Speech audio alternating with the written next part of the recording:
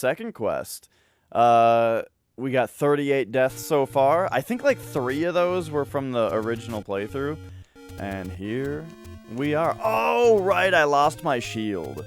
Alright, so the first thing we gotta do, I think, is go repurchase my shield. I don't even have medicine. Oh, no.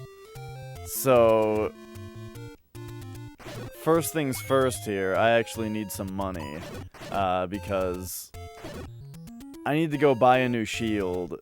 And we need to buy medicine. And I feel like we need some money just to carry around. Because, I think we need some money just to carry around because there was one dungeon where we got to a room where the guy said the door was locked and the door behind me I think was locked, and my choices were to either pay the guy this was in a dungeon. My choices were to either pay the guy 50 rupees or give him a heart container. And so that makes me very afraid to walk around without, like, you know, pocket change. And yeah, it's crazy, Flex. Like, it's funny that there are so many NES games where, like, a lot of NES games are good. But, you know, not many of them are this good. And yeah, it's just, it's so ahead of its time. And like I keep saying, it's nuts that there's this whole thing after you've already technically, you know, beaten the game. Nah. It's like you've only beaten half of it. It's like there's a whole sequel built in. I'm talking really slowly because I'm looking at the waveforms on OBS and it looks like the game needs to be louder.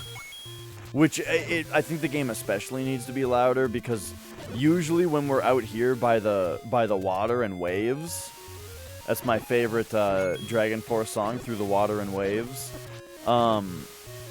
This is usually when I'm complaining that the game sounds too loud, but it's just because the wave crashing sound is really loud.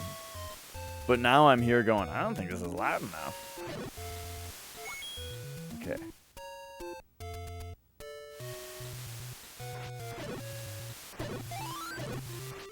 Oh, shit. But alright. Whoa, we're already at 166 rupees? Okay, this is going very well. Uh-oh. Uh-oh.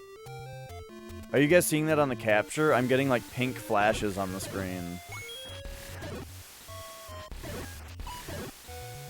I think that's a thing with my, some part of my video chain is bad. And I think it's like green. It's like the green connector is bad, but I'm not sure which one. And yeah, if we start to lose some green, then yeah, the screen is gonna look magenta-ish, right? Because it's gonna have too much blue and red in it. Oh, I just did it again. I feel like, man, it's such a pain sometimes. I love having this cat on my lap, but it's like I need to go back there and jiggle that cable. But I can't.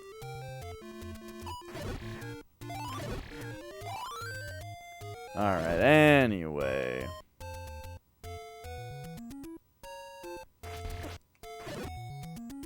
So what am I doing now? I think we've got enough. We've definitely got enough money. So it's time to go over to the shield shop, go over to the medicine shop, and then the question is, do we move right on to looking for dungeon number 7, or should I like recheck dungeon 6? I kind of want to check some things in Dungeon 6 again.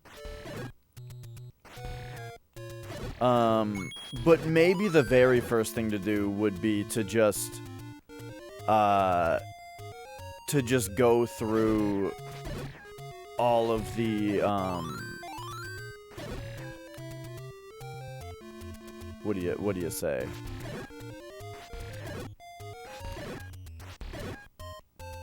Go through all the... It's doing the flash a lot, and it's distracting me so badly. Yeah, my thing with Link to the Past, I think it's just that I don't like how the combat feels in it, really. I feel like your sword attacks feel really weak in it. Oh, okay, that's good. But yeah, I feel like the combat feels kind of weak. I'm not sure how to describe it, but you know, I'm used to like the combat in like Link's Awakening feels so good, you know. And in this game also, and I don't really get that in Link to the Past. Also, yeah, I think, like, maybe this is something that I would definitely get past if I just played it again. But I feel like some of the Dark Light World stuff feels a little tedious. I'm probably just wrong about that, though.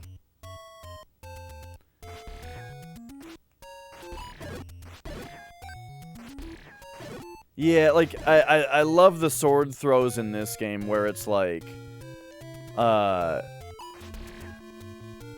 oh man, if you guys don't see the flashes, it's just like flashes. Every once in a while, like for a frame, it just flashes kind of pinkish. Which I think would mean that the green connector is shoddy, right? But if you guys don't see it, like if it's not going into the capture, that almost makes me feel like that means that it's something with the tube. You know? Like the actual display. So that's interesting. It hasn't happened in a few minutes. But yeah, like this game, it's like the timing of the sword hit, the way that it stabs out and then launches, like, ooh, it feels so good to just blast dudes with that. But alright, I think what I need to do, as far as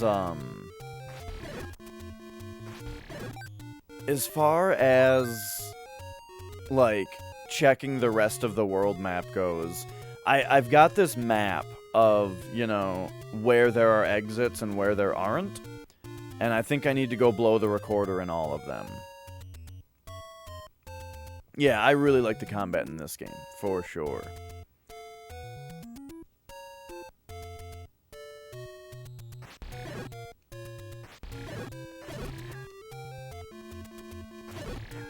I remember it being weird to me that in this game, and in Link to the Past, how your shield is just automatically up when you're not attacking, because I was used to Link's Awakening, where they made you use it. And yeah, I feel what you mean about the weight to it. Okay. What was I doing? I need medicine. And then we're gonna go blow the recording in every room that I have not found an exit in yet. And some of these will be repeats from yesterday, but it's because there's gonna be a system to it. But first, we've got a red potion. What up, Adrian? Hey, I thought you were streaming. I didn't see it on Twitch. But I thought I saw on Twitter that you were streaming something that sounded good. It was... trying to remember. Ah, right, Resident Evil Remake. Randomizer. Yeah. That does sound cool. Alright. New CNC machine and a new tool measuring machine that are both badass. Nice.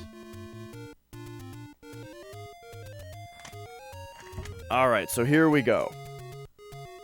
It is time for our systematic blowing of the recorder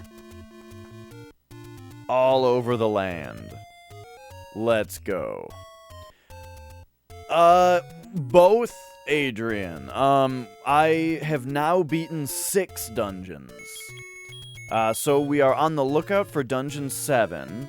The way that we found Dungeon 6 was, it turns out you need to blow the recorder in places. So now, we are just starting our great adventure to blow the recorder in every square space that doesn't already have an exit present. But none of the geosites or free webs, only square spaces.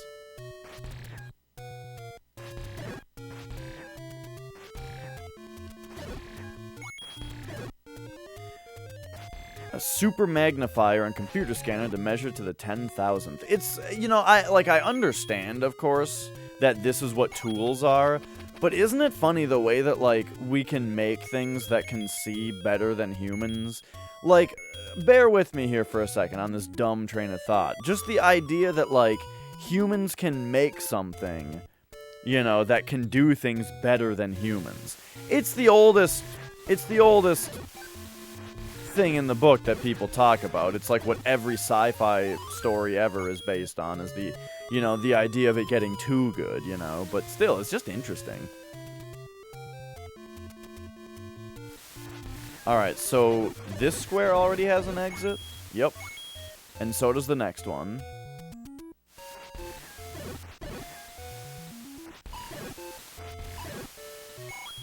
I'm thinking, though, that, Dungeon 7 is gonna be pretty crazy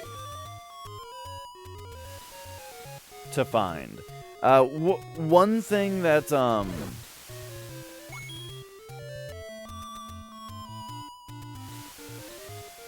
it may become self-aware and start measuring things it shouldn't be, right? It'll start measuring things like the value of humans on the planet.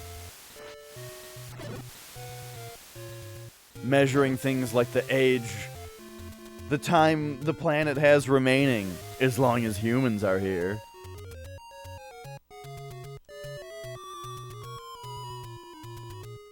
Oh, that's a big one! That's a hit! Alright, we got a hit.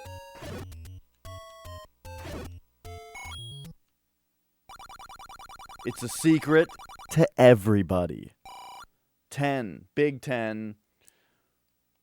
Alright, so that's right here.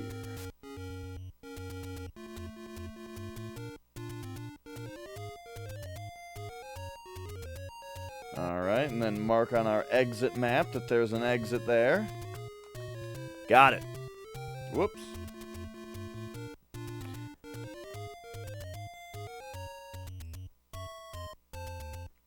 Okay. Oh, right, yeah. By the end of this quest, Link is gonna be a skin flute master. Right now, he can only play this one song, but you guys just wait. It'll be like Final Fantasy... Was it 5 or 6? Where you could play the piano, and the more pianos you played, you got better at it. I think it was 6.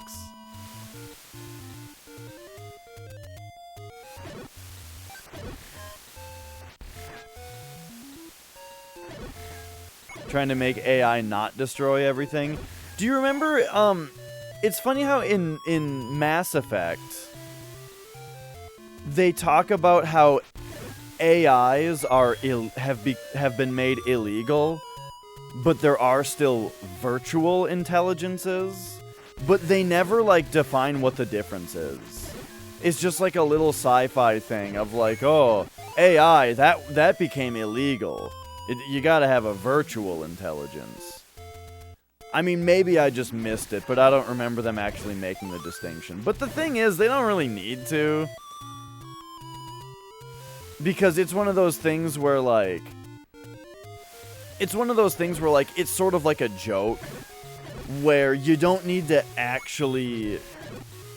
You know, you don't need to actually invent something to make a joke or a movie about it, you know. But still, it is more interesting when you do. Alright, so we just got here. So now one to the left is a space that has nothing.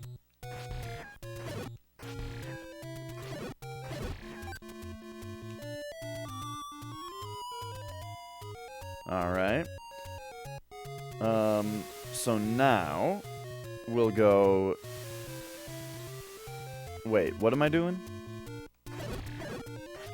I think this is right. We go here and then one more down? No, where the hell am I? Ba-da-bum, ba-da-bum, ba-da-bum-bum.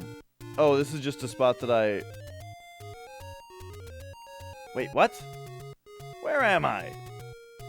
I was there, and then I went... Oh, boom, boom. So now I gotta go down one more. Okay. Wait. What? What?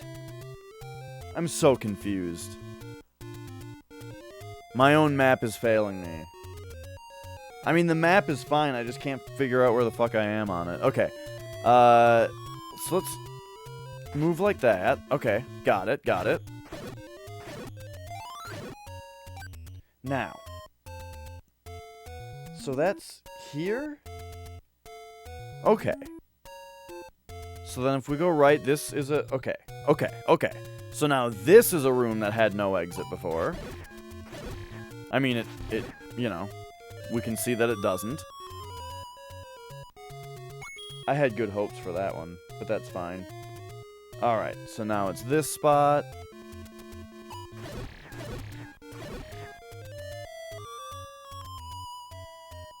Okay. Down here.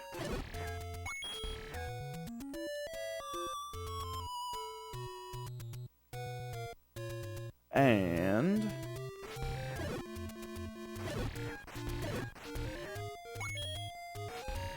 up here. What do we got? Eh? Okay. So this whole little Lost Woods area is pretty clear. Do-do-do. Mm-mm. Okay. So where am I, actually? Now, if we go left, here's where we got 10 rupees before. But if we go down, this spot had no stairs. Okay. And then, so that was this spot. Gotcha. But wait, what was here? Oh, this must have been a pay me for the door, yeah. Okay, alright, cool. So now we go left. And there's like, there's a few. There's this spot. Whoops. So remember also, we found Dungeon 8 already. We only have to find Dungeon 7. But we already know where 8 and 9 are. Oh, that's a hit! What do we got? It's a secret to everybody. 30 rupees, alright. So, where am I right now? What is this? If I go right one, it's the top left of this little lake. So it's one to the left of that. Okay, and it was 30. Where's my pen? There it is.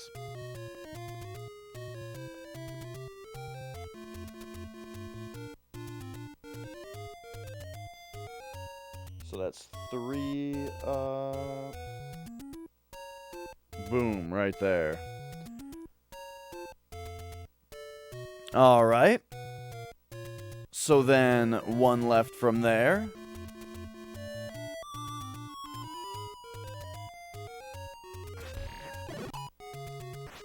And then we want to go one down from here. Which is a bit of a runaround.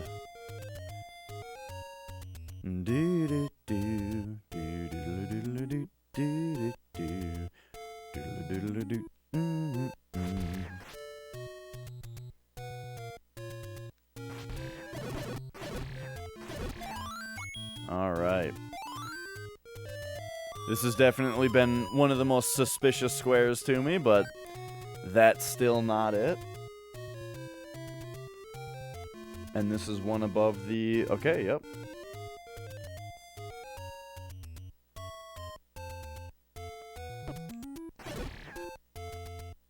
Okay, so if we go 2 left, 1 up, 2 right, that brings us back to this spot. Yep, where we already tried it. Okay, so we want to go up from there, so 1 left, 1 up, 1 right.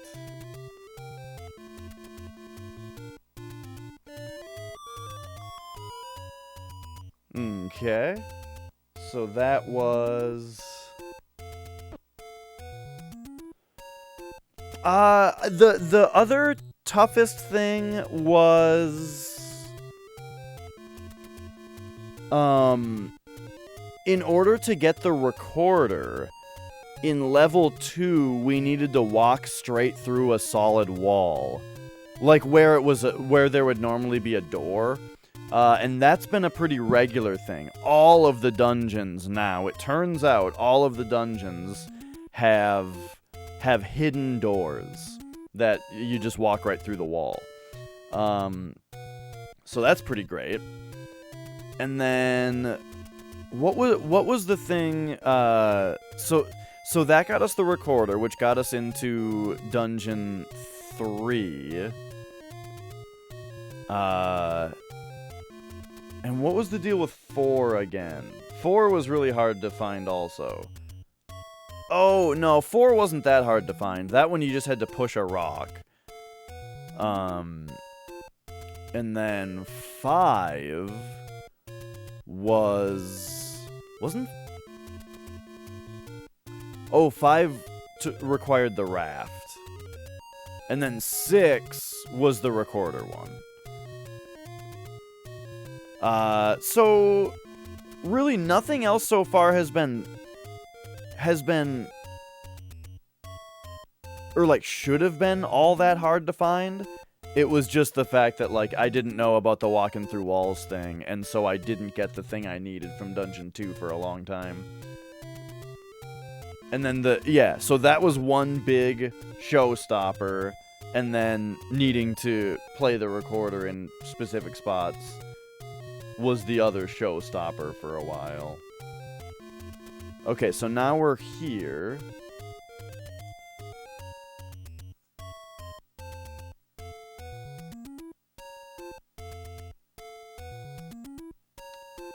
You know, part of the reason that I'm having so much trouble using my map is that I've got this microphone in the way of it. So I'm like, you know how your eyes give you the, like, if you're not focused on it, I've got like double vision of microphone in front, which is also like just messing up the grid with my eyes. So it's hard to like follow one map to the other. Alright, so we are currently here, which is like here, but I've written down... Oh. I wonder what this room was, because... I don't really... I have it written down that it's bad. Or I have it, like, crossed out. Anyway.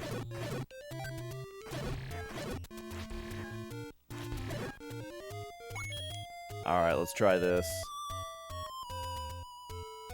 Okay. So then... So... God, where the hell... It's so weird how hard the map is to follow now. But no, this was one.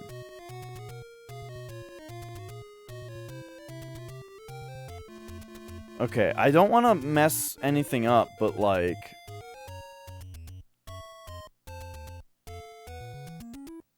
I just didn't mark down 2 spots that I found things in. Oh, shit, I didn't, but I did listen to that whole Stolen Babies album, and I really liked it.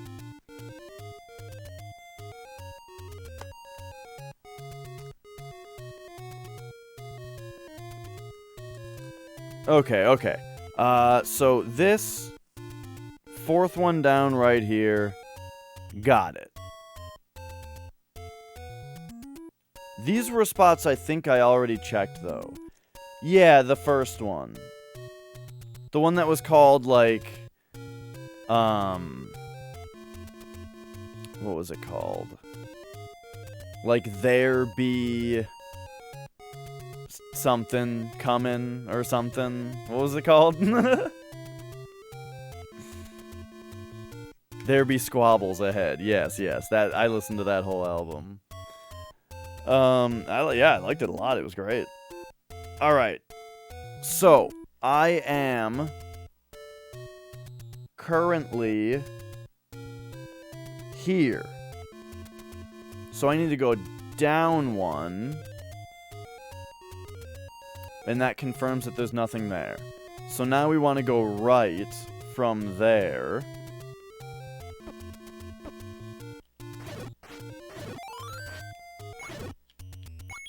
Okay. And we had this spot that had nothing. Because I do remember checking these spots. We had this spot that had the heart container. So now we're here. But I want to get... Oh, yeah. Then we've got... We've got this stuff here. Ah, this makes more sense now. Hey, Moon, how's it going? Good to see ya. Oh, well, that is nice of you to say. I just saw something cool on your stream, and I can't remember what it was.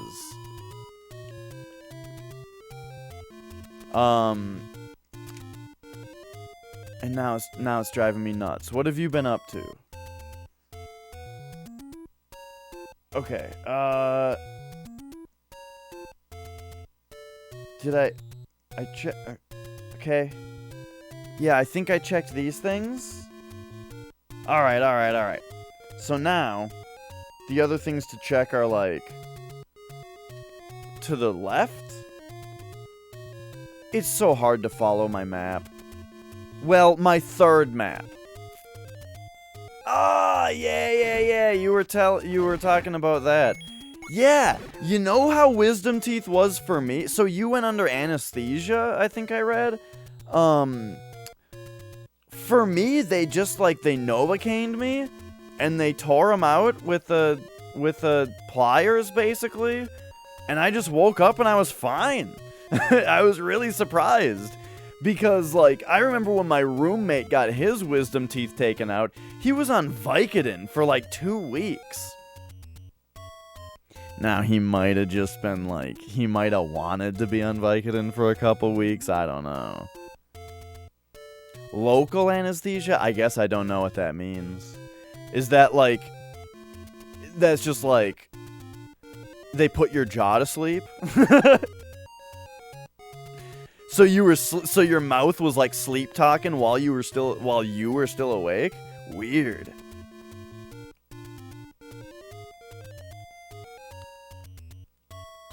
Oh, okay, yeah. They did that. They Novocained me. I think it was Novocaine. But yeah. Yeah, it was weird, like, you know, like I was saying, my roommate was on Vicodin for like 2 weeks. But for me, you know, I didn't have to take any pain meds. I just woke up fine, and I was very surprised. Guess I'm just a bit of a badass. You know, no big deal.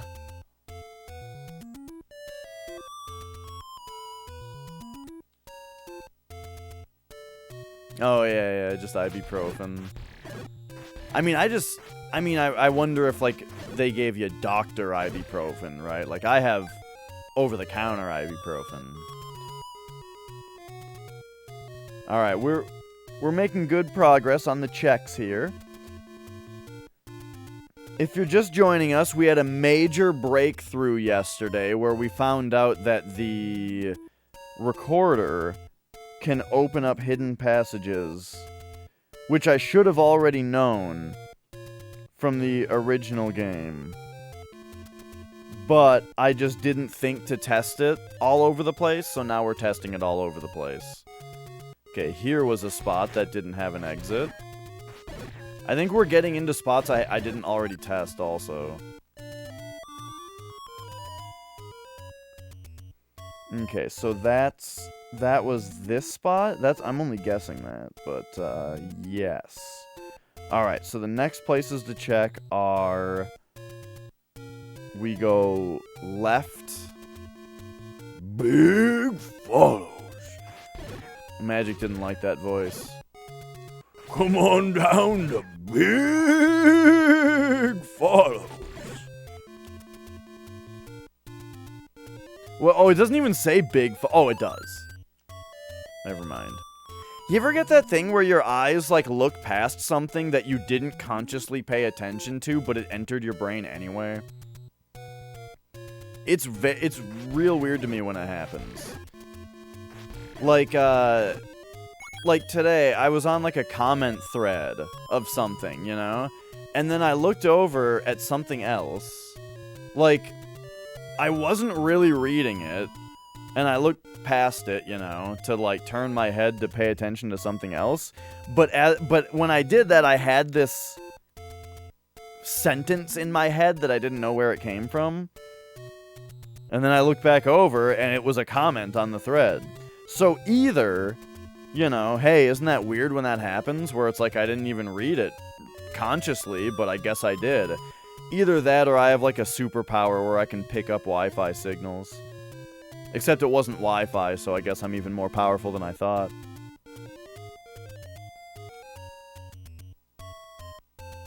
I feel like that would be a legit superpower.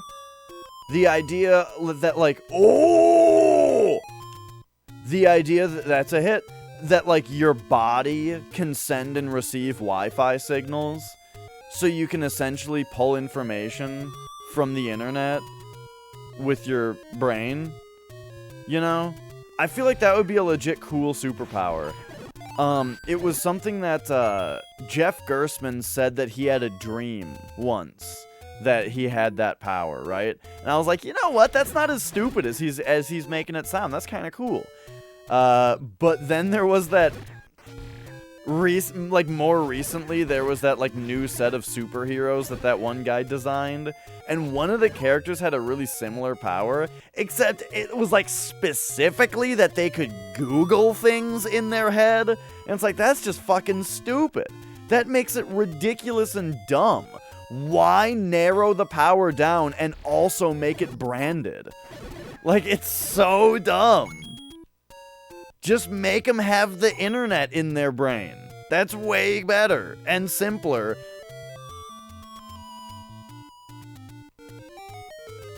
Alright, what do we got here? Oh! There aren't any door repairs, you idiot! Oh my god. Alright, so...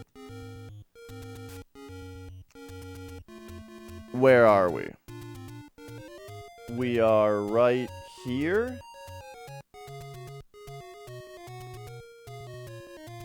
Okay.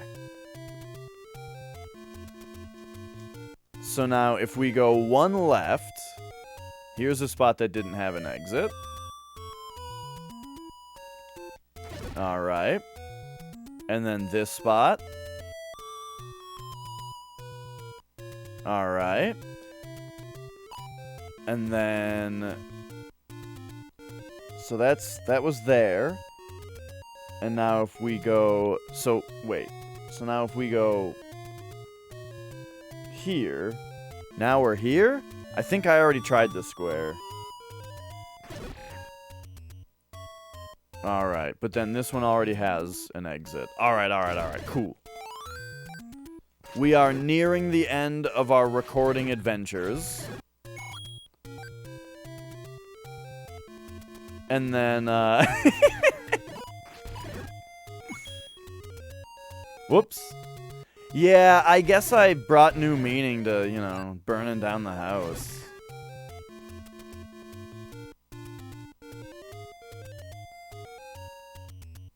Or is it bringing down the house? It's burning, right?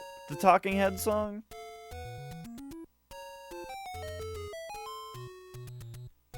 Alright, now this room was actually the first room that we discovered the recorder trick on.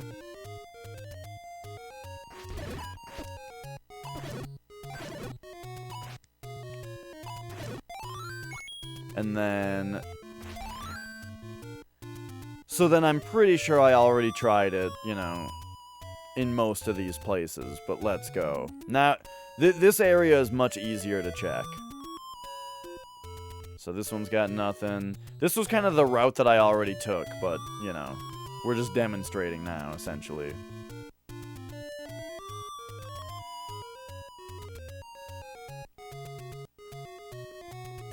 Here's dungeon 7. 6.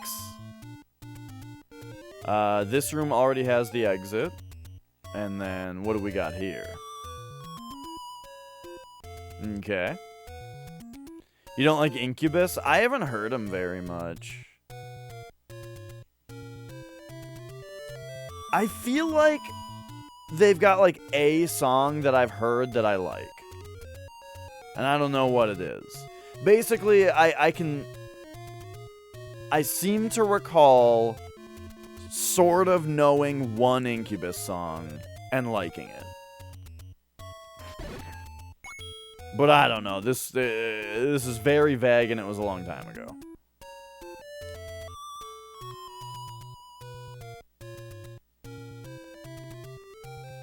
I couldn't tell you. Okay, so we are right here, right there. Okay. So if we go down, now we've got this spot. Okay. And this spot. This would be a good one. Every single room, though, I think this would be a good spot for it.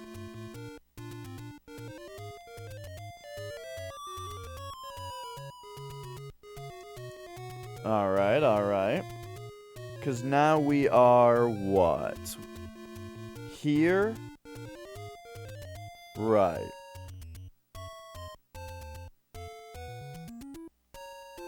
Okay, so we go left. We go down. Just return to where we came from here. So that's those two spots. And if we were to go up and left, that's back to where we started. Okay, cool. So now we go up. There's like 4 squares left to check. Yeah, all right next to each other. 3 squares.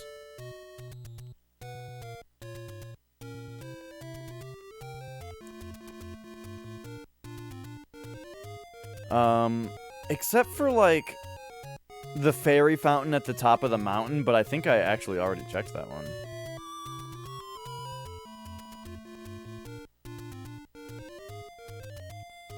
Why did I... Wait a second. Why do I have this room marked down as having an exit on my map?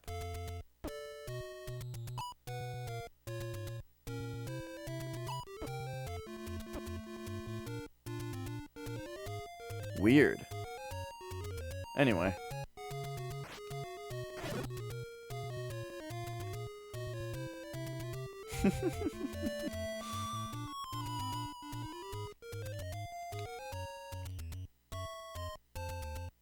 Alright. Remember when that guy said south of the arrow mark is a secret? What if he was talking about this room? Oh, he's talking about where to find Dungeon 8. Because 1 square south of this square is where the entrance to Dungeon 8 is. Okay. So when we got the hint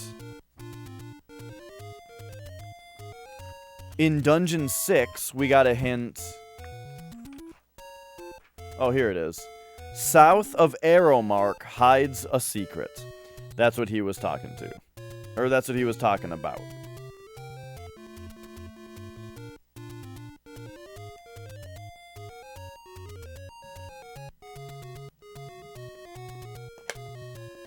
Quit it!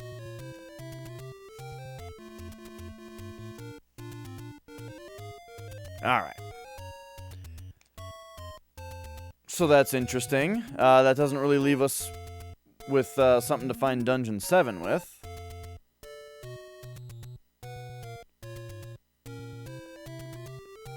But I will be looking through Dungeon. That's a hit. What do we got? Oh, baby! There it is. The final heart container. All right. So where exactly is this? It's top row, 2 to the right of the medicine woman. Yeah.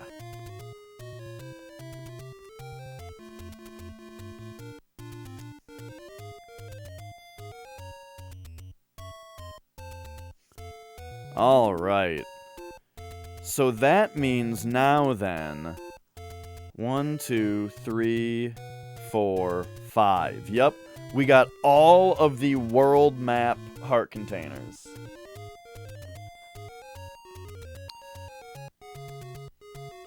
Nice.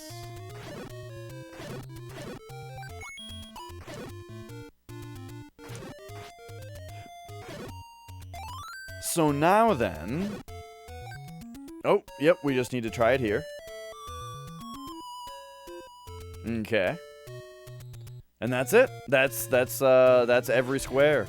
So the second to the last recorder square turned out to be a very important one. That's awesome. Alright. So now,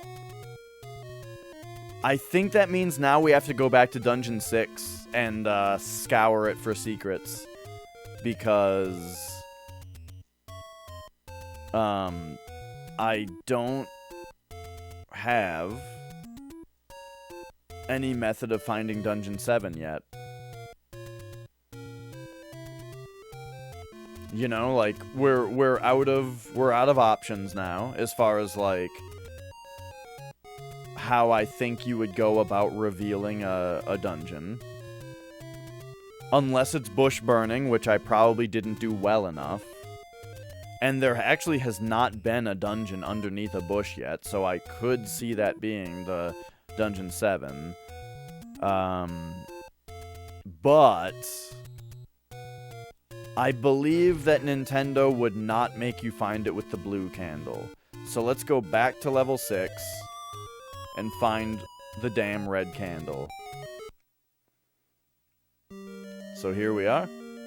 I'm a little afraid of this dungeon. It's got a lot of whiz robes in it.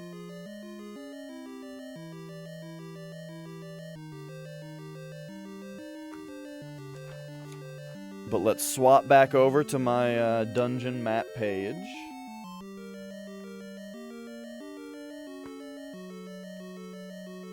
And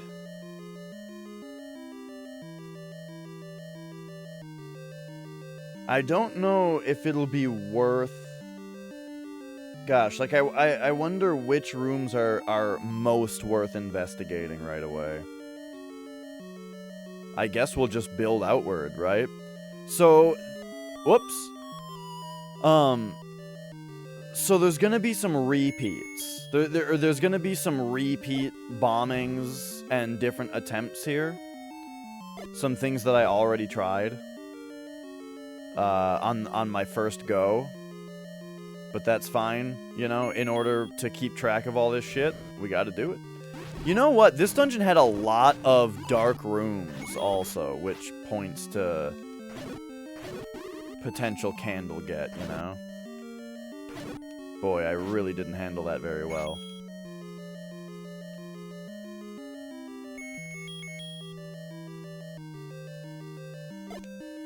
Alright, so in a room like this, I think we gotta try to push every block in every direction. Even though directions like this don't really make sense because that would block off one of the pathways. It's just one of those things where, like, the point of skipping it would be to save a half a second at the expense of me being confident.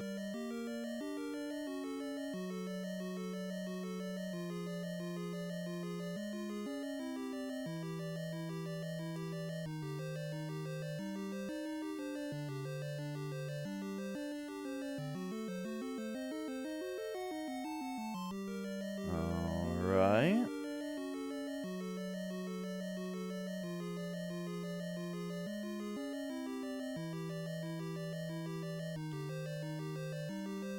Don't know if I pushed these yet. Okay. This room looks pretty darn clean. You know what? Last but not least, we've already blown the recorder so many times. We might as well keep doing it.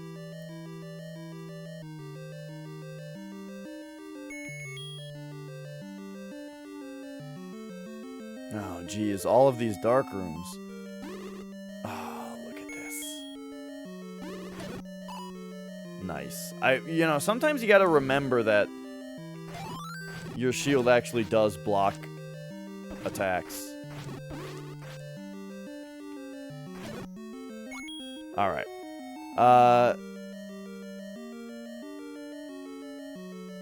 Yeah, right. You gotta keep an open mind, you know?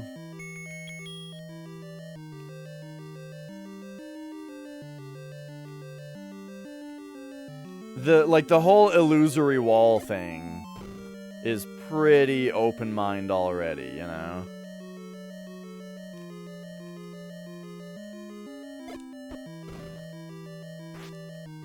Okay. So there's all that. Try this. Okay. So now, I guess I'll just equip the candle in case it's another dark room. Oh, this room's easy. It's just these guys. Okay, so looking at the map, we can pretty safely just move left here.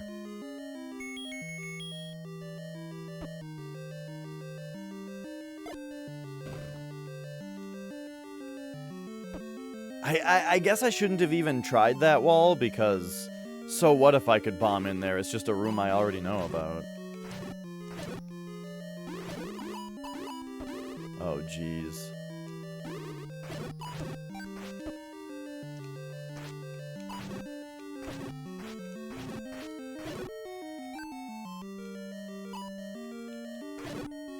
There we go, there we go.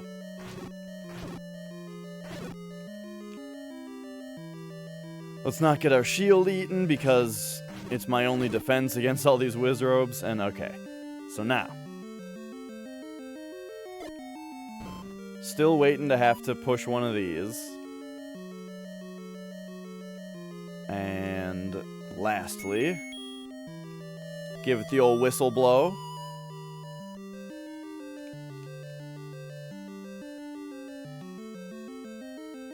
This room was interesting. Oh, wait. This room already had a secret. Oh, but that doesn't really matter. Alright, hang on. So, this is always really hard to try, but... Ah. Alright, alright. And try this wall.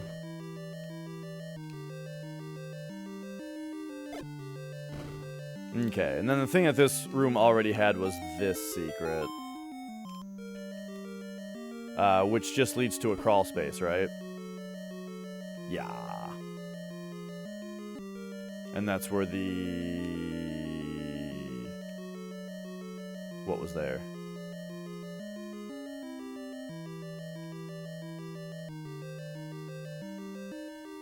What was there? Ladder. The step ladder was there. Right. Alright, looking good. So we had our hint room. This guy tells us how to get to level 8, but, bro, we need to get to level 7.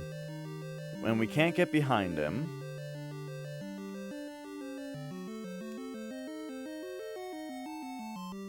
Alright. So now, you know what? You got me. I did not play the recorder for this man.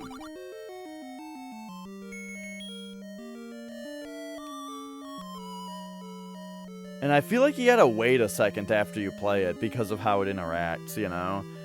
Like, it takes a second to change the color palette of something that might not be visible on screen. I tried this room. Okay, so then this room we haven't been in yet.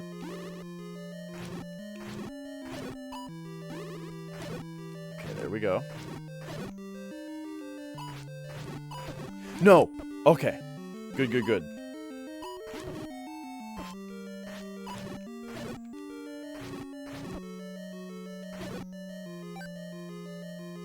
Okay, okay. On this, might as well play it.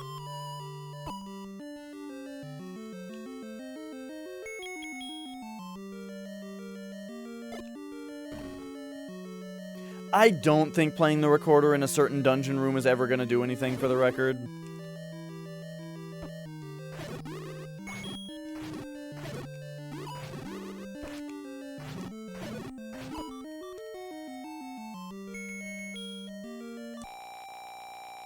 I love that color palette.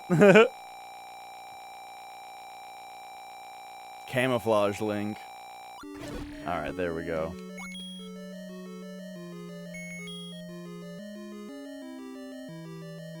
Okay. So check out that spot, and then we gotta go left still.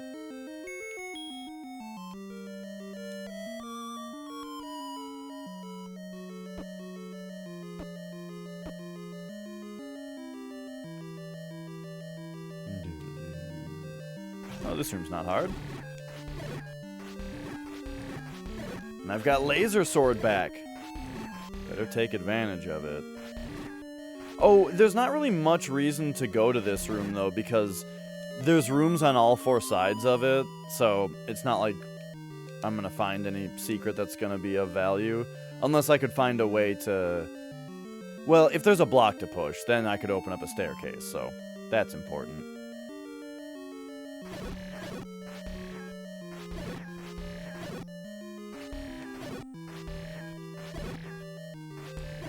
Alright. Well. Just like before, push all these.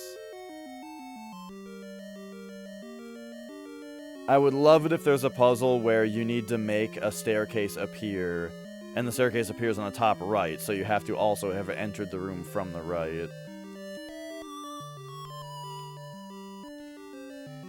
Okay. And this room had the compass in it originally, but you had to bomb in to get it. Now, this room already had a staircase in it if you push one of these things. And that was like the big secret, right? Yeah, that's like how you progress in this dungeon, is you find this. Whoops, I already knew that was there.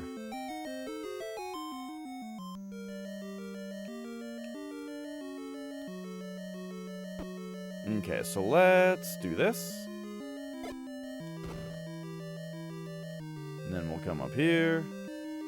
Right, this room is weird.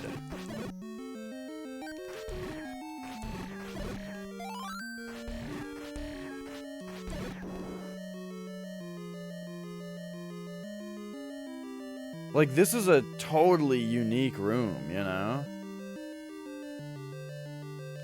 And it makes you think that something's over there, but I did already check it and it wasn't.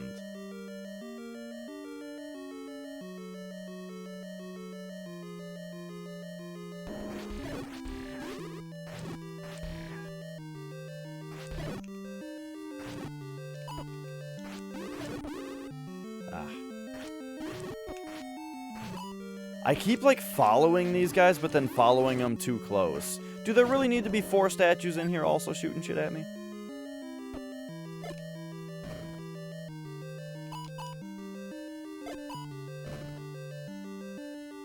Okay, hang on.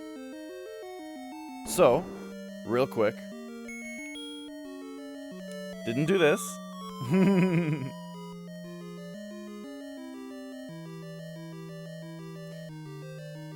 And check it out here. You know, if there's anything that hints at this being a dungeon where you gotta play a recorder in a certain thing, I feel like this dungeon is kind of shaped like a music note.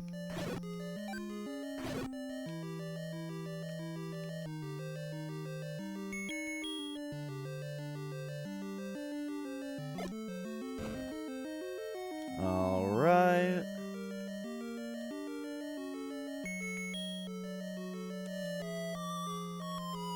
Okay, so one more room to look in, besides the ending sequence.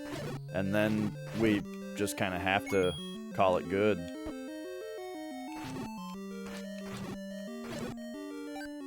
There we go. So might as well just get that out of the way. And then...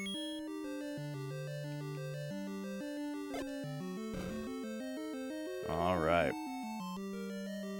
So, I don't like, so the next, to test the next part, we gotta go down the staircase here, but now we're out of bombs, so I kinda need to go get more. So that we can thoroughly test the whole last area.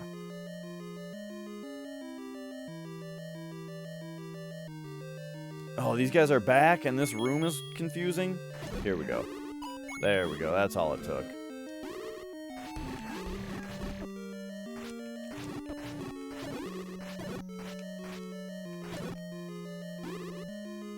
Alright, alright.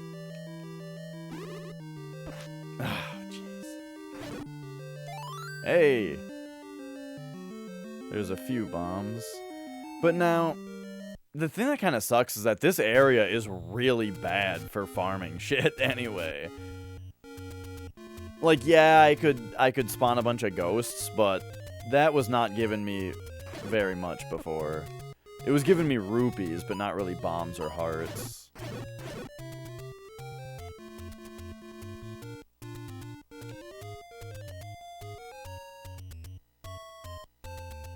There is a warp zone nearby, though.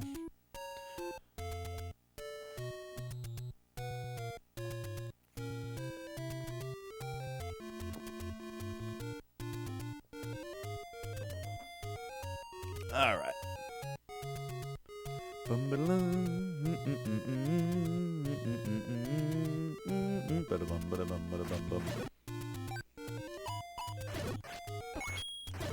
Alright, so if we learn how to operate the warp zone, then we can go pretty quickly here, but that was not correct.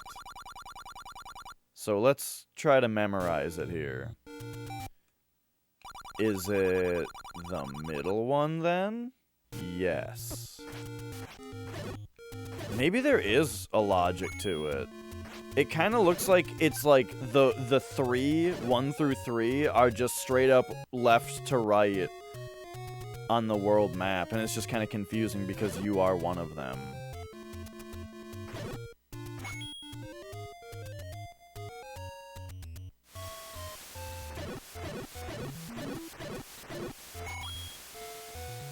All right.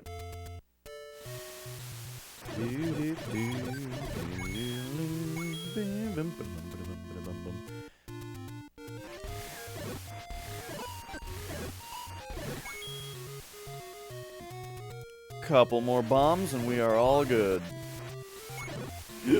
Oh my gosh. Why am I hiccuping now? Hey, there's some.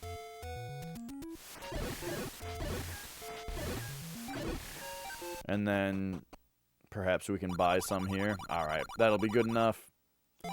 Let's go.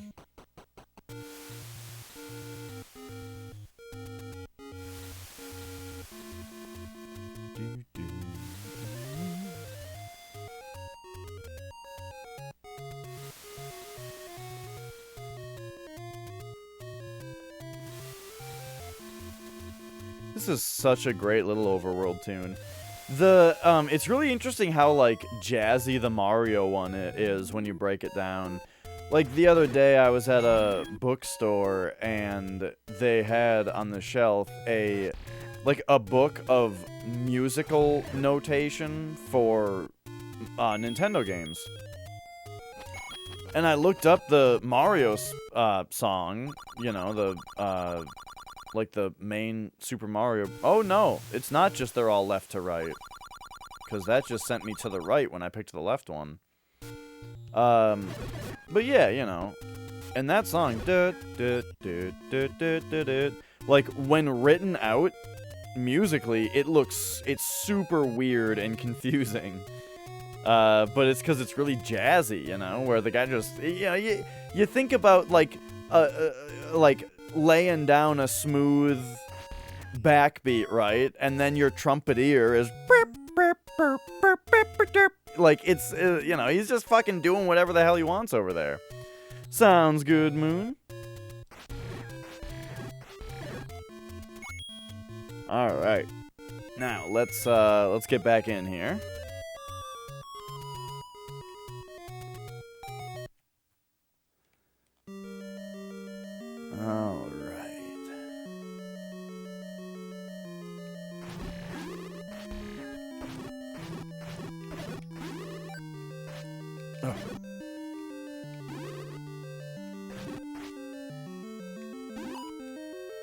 Hang on.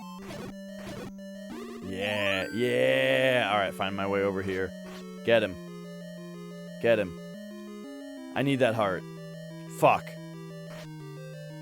What a joke. If I had that heart, I could have just laser sword shot him. Okay, it's fine though. We don't even need to fight these bros. Or these ones. Let's go. Because now we are really just interested in getting over to this side of the dungeon. Whoa, that was weird. If this was Sonic the Hedgehog, I would have just instantly died there.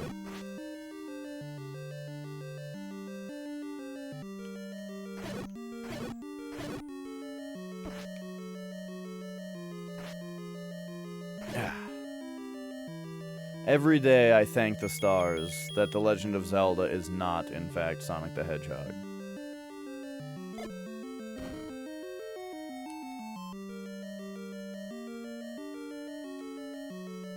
Oh! Alright, hang on.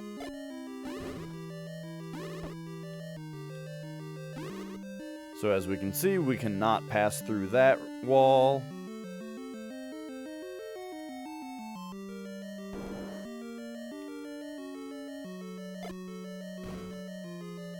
Now, I did already do, like, all this stuff. But who knows? Maybe I didn't do it all.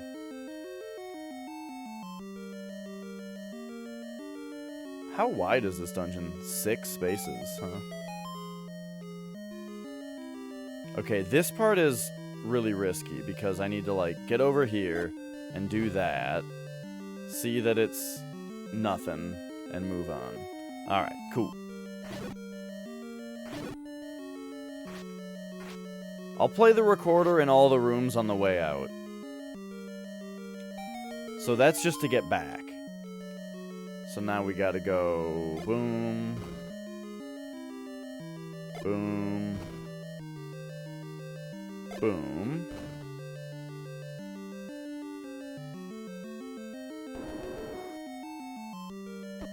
Oh.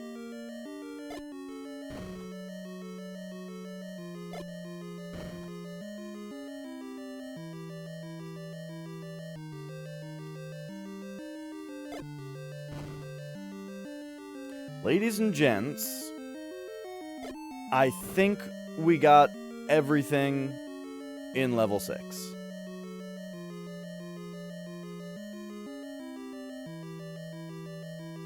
But we gotta just try a couple more things, eh?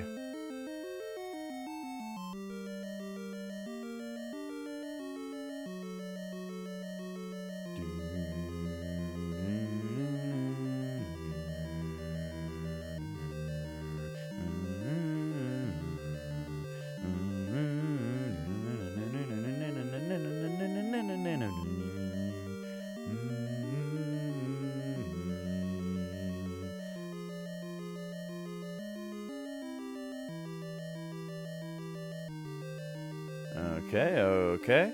Alright. Now. Try to push on these, because I'm just waiting for it one day. It's all going to be worth it when it works one day.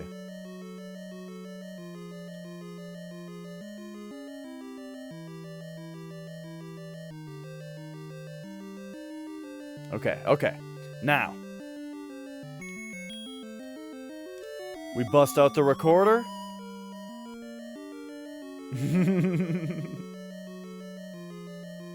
We were talking about it earlier. It's like I'm going through and licking all the walls.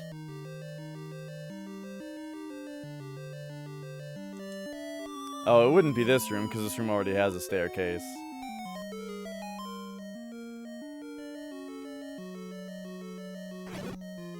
But alright.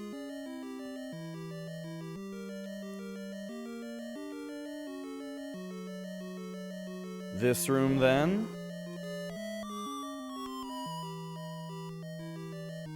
And just one more. Oh, wait, this room already has a staircase, so yep. We're done here. I did it. I am now pretty darn confident in my level 6 performance. But what that means now is... where the hell is level 7?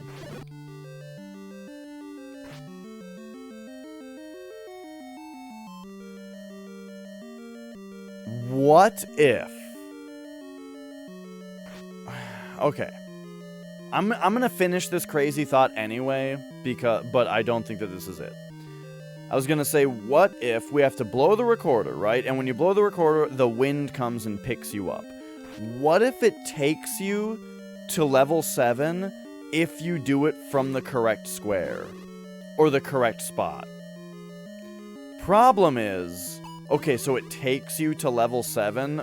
Bro, I've already been in every square of the map. Where would it take me? Where would it take me that I haven't already seen? Or can't already get to? So, I don't think that that's viable. But there we go. Alright, level 6 is pretty darn... done. Oh yeah, that's what we were talking about earlier. Link is a master of the recorder by the end of this.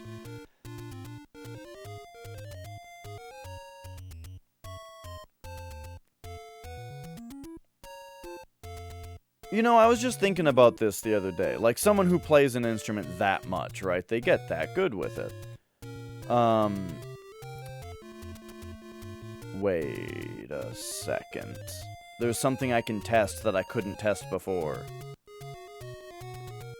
We gotta go back to level 5.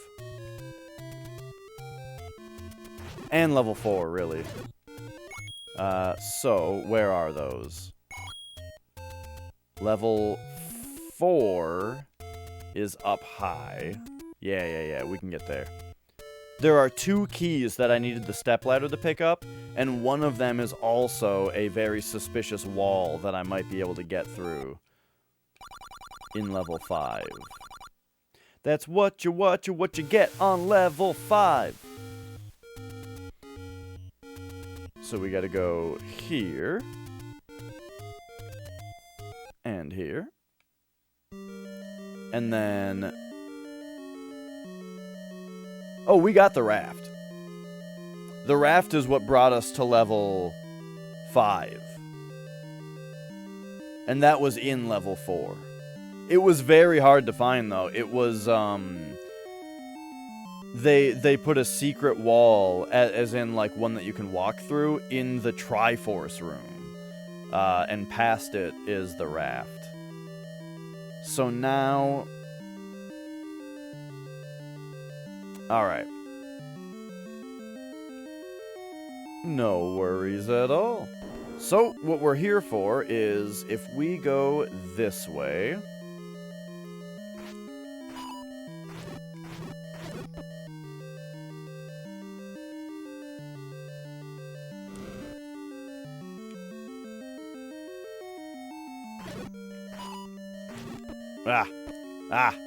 Uh-oh. Red guy. Hang on, we gotta get the blue guy first. Then we can... Oh!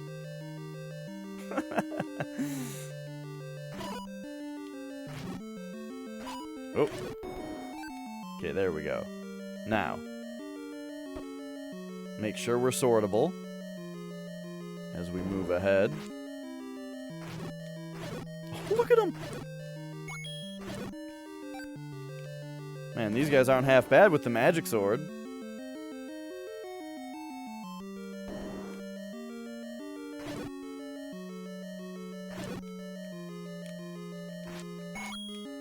Okay, so my big deal here is...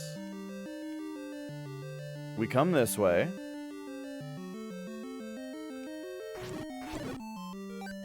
And then... you know what, I should really be, defeating all the enemies for health, bombs, what have you.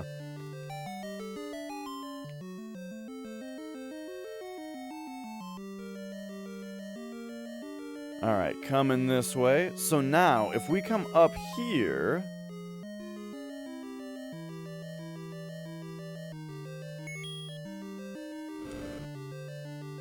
and we defeat all these bats...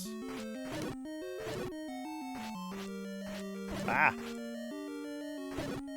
It drops us a key that we can only grab with the stepladder. So there's a key I couldn't get before. That said, this wall...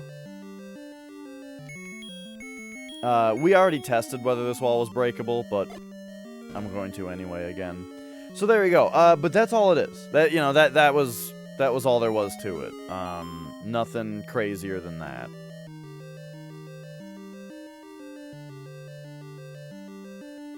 But in level 5, there is a similar setup. However, the room behind it is a room that I suspect is traversable.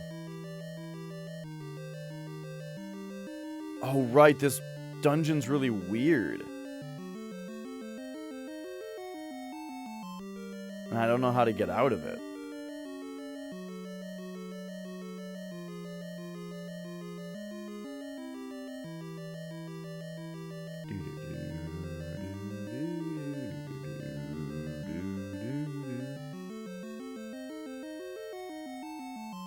Okay, so I'm right there right now.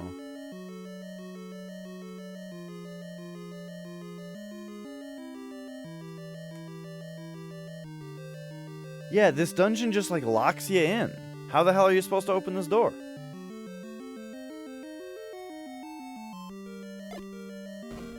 Blow it open. Play the recorder at it. The hell, dude?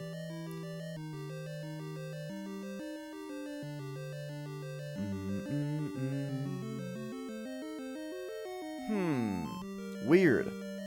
Well, yeah, I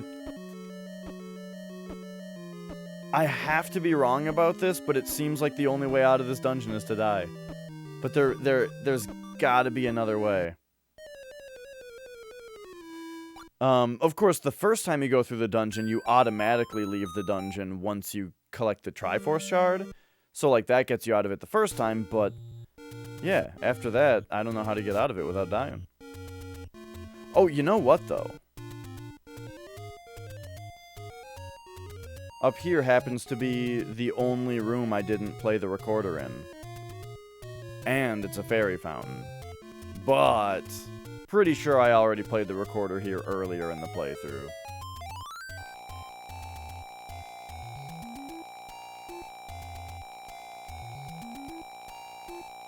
And there we go. And you know what? Take me away. Take me to Dungeon 5. This is pretty close.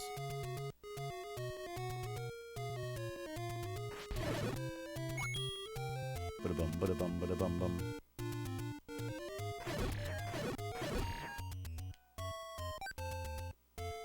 Doodle-doodle-doo. Ba-da-ba-da-ba-da-ba-ba.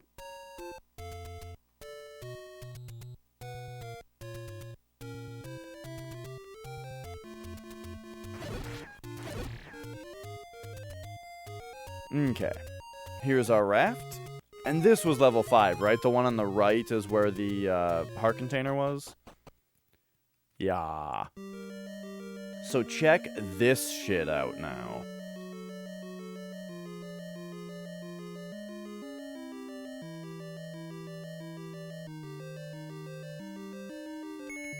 All these dark rooms. Dude, I'm gonna shit my pants if this, if it turns out that there's a secret room behind this key, and it, like, leads to the red candle or something. Because, like, I think it's pretty likely that I did a half-assed bush burning job, and that level 7 is under a bush.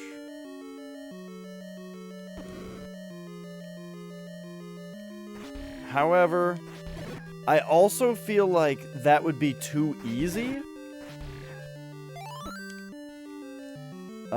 And so it might actually be... Oh my gosh. I'm going nuts here. With this room layout, with these enemies. Okay, anyway, I almost feel like after what we went through to find Dungeon 6... under a bush would be too easy. Oh no. I forgot how hard this dungeon was.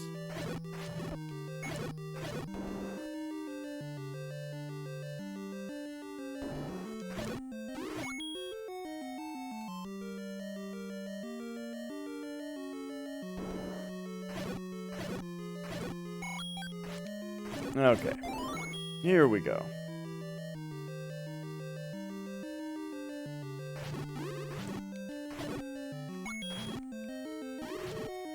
Man, the blue ones take 3 hits with the magic sword.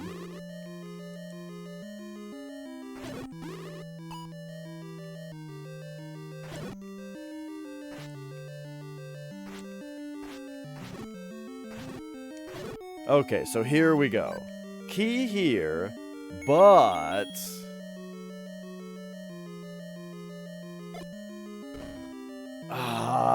I was so hopeful that that was going to be a secret.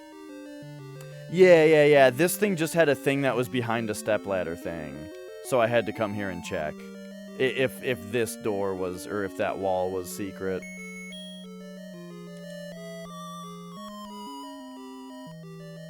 Okay. So yeah, now that does leave us back, though, to, like... Now I gotta wonder where we find level 7.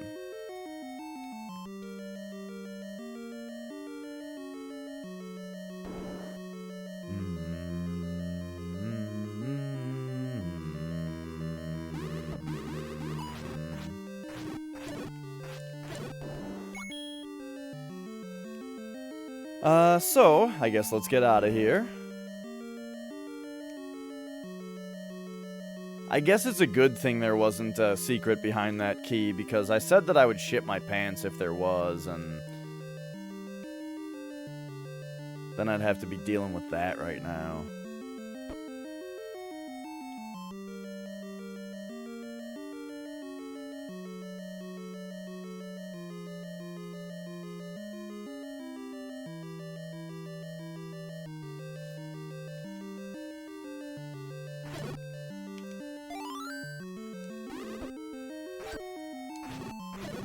Remember when this room only had a key in it?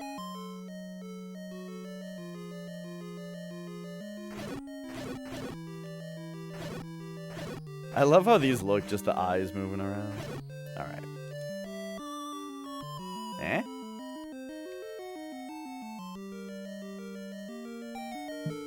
Okay. So yeah, we had a hint for level 8. I don't think we have a hint for level 7. Because I also think that the other hint that we got was for level 9. The one of if you go in the direction of the arrow.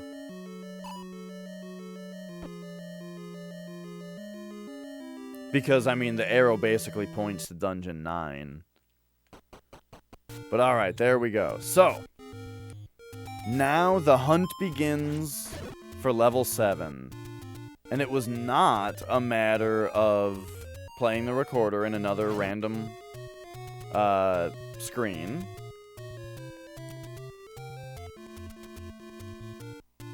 So what else could it be?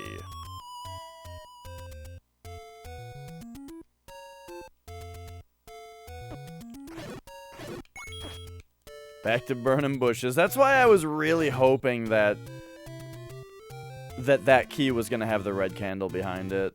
Would be, it would make the process of double checking my bush burning go very quickly.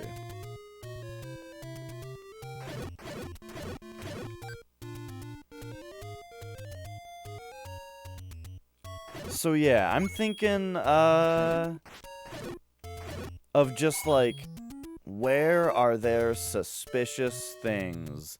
I'm thinking like it might be so you need the step ladder to get into Dungeon 8. Maybe you also need it to get into 7. Like, let me show you what I mean.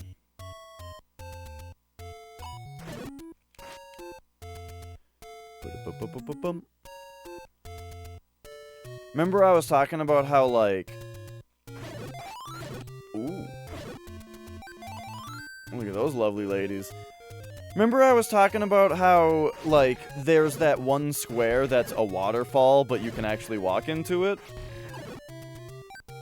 And how I think that one of the dungeons might be something like that? Well, what if the secret square that you have to walk in is, like...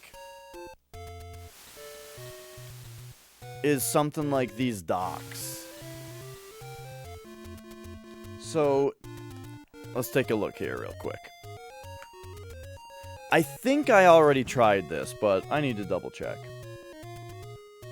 So we're 3 squares up. This is the one that had the heart container on it, you know? So heart container was on this dock back here.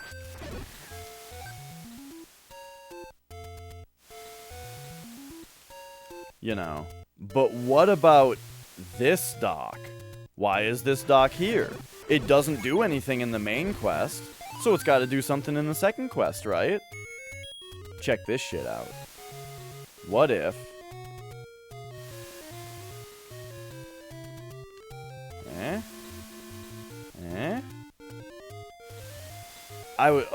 I had real good feeling about that. You know, let's put some bombs around. See if we can blow anything open here.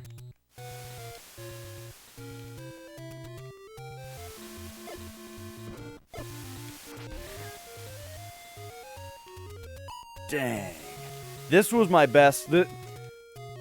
Nintendo, you can, you know, I'm for hire. If you need me to put these secrets down in the game, I'm available.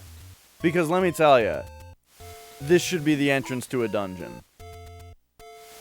Maybe it'd be too easy. Dash, that's too easy.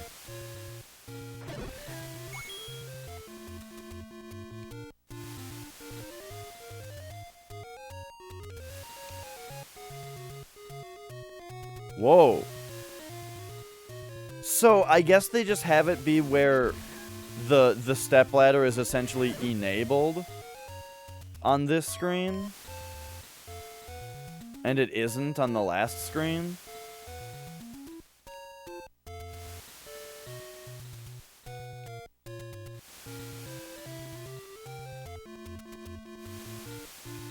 Because, well, what I'm saying is, you can walk out into the water on the stepladder here. You know, which you gotta to get here. But then on, like, this room, you can't even do that. You can't even go out the one square. Maybe we gotta find a beach square that doesn't have a dock, but we can still walk out with the ladder. You know what I'm saying? And that would be like, oh, there's something here.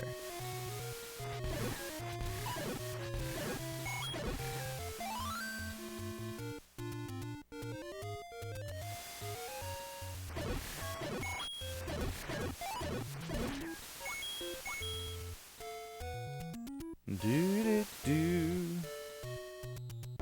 Whoops.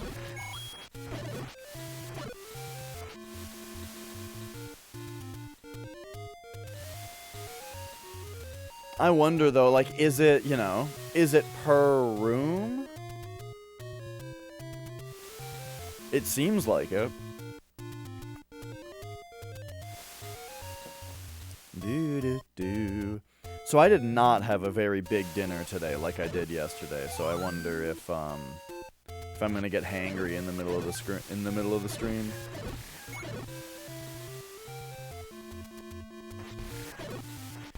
So it is also interesting that we can just go to Dungeon 8 right now.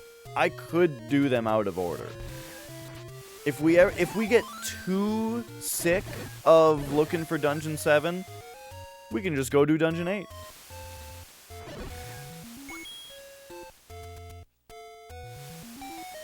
Whoops.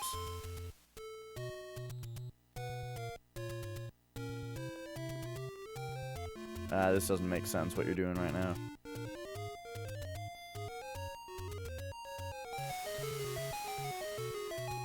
That was unintentional. Okay.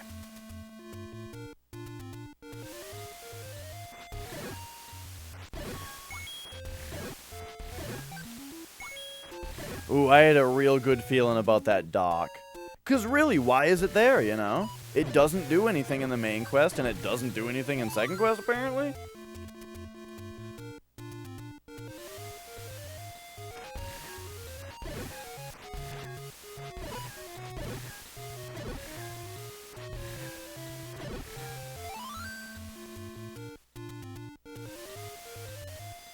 Especially, like, the idea of going out to the second of the two docks and then having to go up or down. Because that means you're committed to it, the secret. You're not just trying to walk out there. You know what I mean? That should have been it. Alright, so that's all the water around there. Let's go check out something like...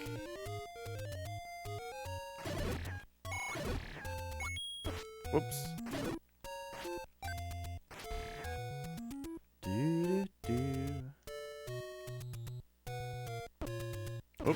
Oh, jeez. You take 1 second.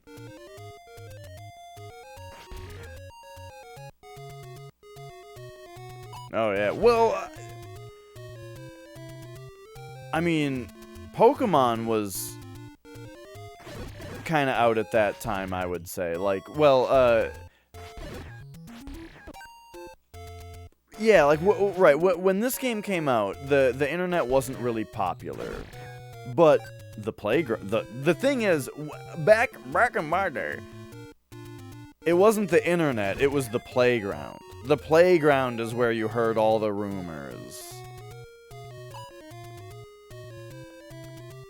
That's where you heard, you know, this one kid told me this one time in middle school. In middle school, this kid one time was trying to convince me that his uncle worked for Konami. I don't know if he said Konami or if I'm just making the story more believable. But basically, we were all talking about Exodia, right? And Yu-Gi-Oh! 'Cause Yu-Gi-Oh! Was a big thing when I was in middle school. And this one kid was trying to tell me that his uncle or his dad or someone gave him 500 sets of Exodia.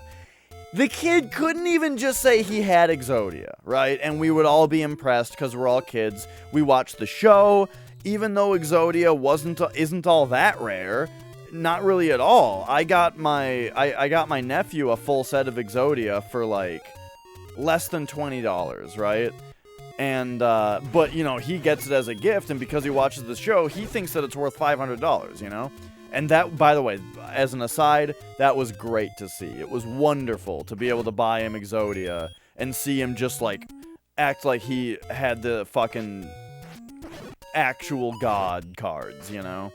But anyway, you know, when we were in middle school, we thought the same thing about Exodia. But nah, this kid couldn't just say he has Exodia. It was, he had 500 sets of it in a whole tin can. Like, he's got like a tin can full of Exodia sets. And we were like, shit, can we see one of them? And he said, no. He can't show anybody them because the other day he had his tin full of his Exodia sets sitting on the back of his toilet, whatever you call that thing, like the tank of the toilet, you know, it was like sitting on it, and it fell, and it dumped like half the sets of Exodia into the toilet and flushed them down the toilet.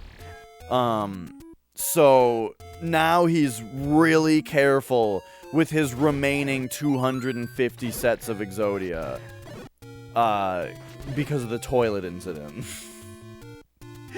And I'm just sitting there as a kid being like, this kid is the same age as me. And what the fuck is he talking about? Oh, man. It made an impact, though, on me. I mean, I'm still talking I'm 30, and I'm still talking about it. It was just one of those times in your life where you're looking at someone and you're just thinking, like, what is happening in your head? What's going on up there? Where, like, this is real life to you right now.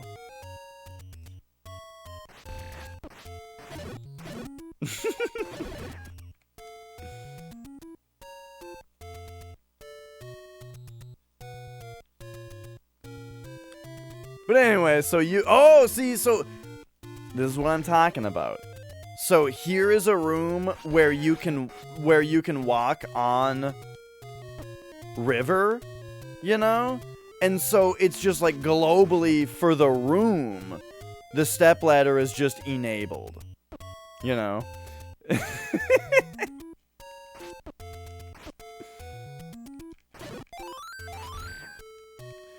Yeah.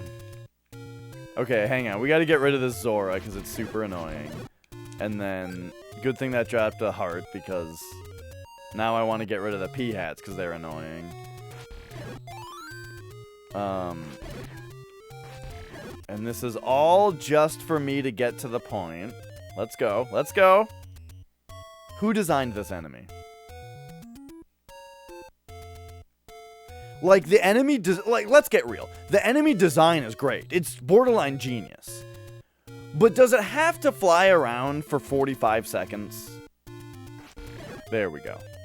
Alright, that was all just so that I can now do this.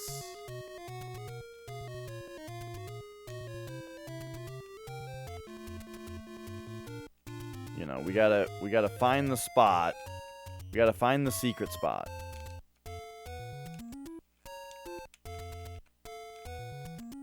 Alright, alright. Okay, nothing like that, huh? You know, I don't think I checked over here, technically. Whoops! There we go. Alright, but how about this room? Yeah, see this room? No ladder action. That's why it's going to be so suspicious when we find the room like this that's got ladder action for no discernible reason, you know? Alright, alright.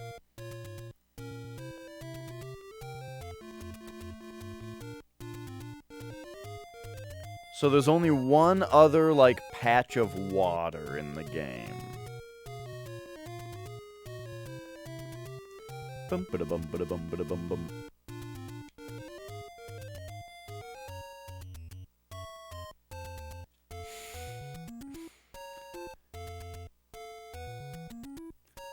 Yu-Gi-Oh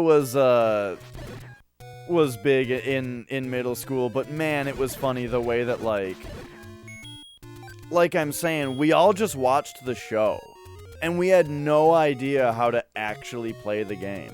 So, as kids, we would actually go to school, we would bring our Yu-Gi-Oh decks, and we would sit down and we would play a game of Yu-Gi-Oh like it was the show, where you only have 2,000 life points, and you can summon as many monsters as you goddamn want on each turn, and just do whatever you want. And, you know, and we played regularly like that.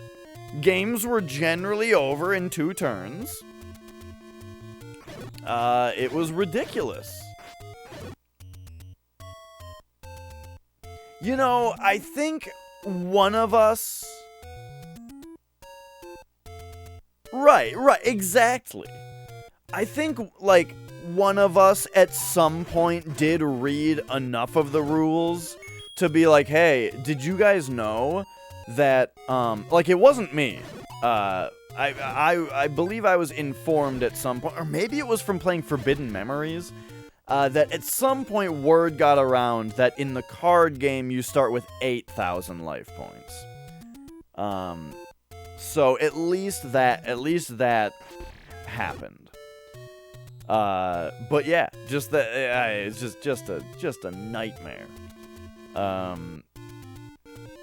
And you know, then there were like the anti-Yu-Gi-Oh bullies, where like if a kid, oh man, God forbid a kid ever dropped a card or their deck or something, it was like everybody in the room just dove for the pile of cards to try to pick them up, like, because for some reason if somebody drops something the moment that it hits the floor, they no longer own it and it's just a free-for-all. But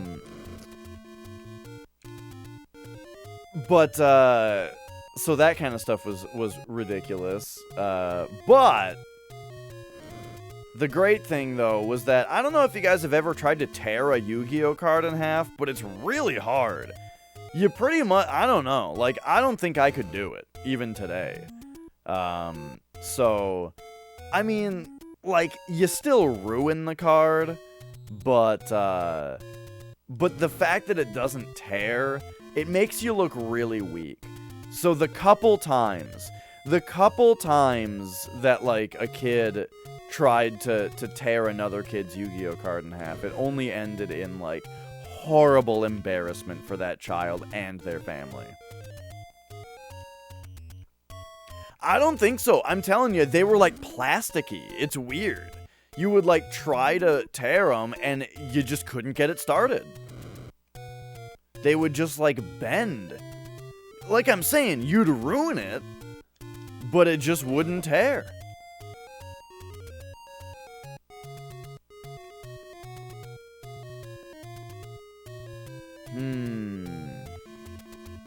It's the heart of the cards.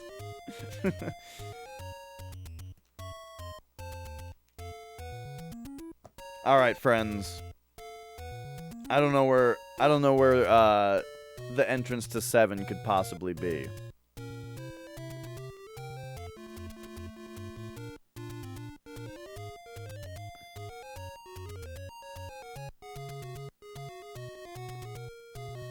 I mean, one of the cruelest things that they could do, but it's possible, is like, what if you have to push a bush? You know?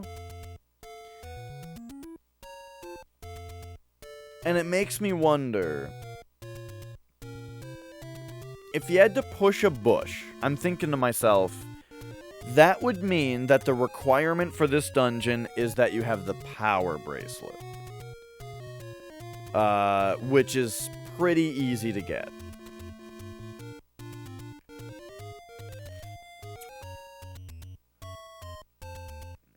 You know, somehow I feel like the idea of burning a rock is ridiculous, but the idea of pushing a bush is only semi-ridiculous.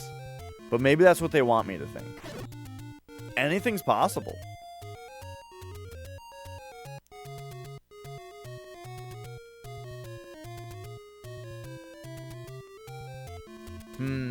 Okay.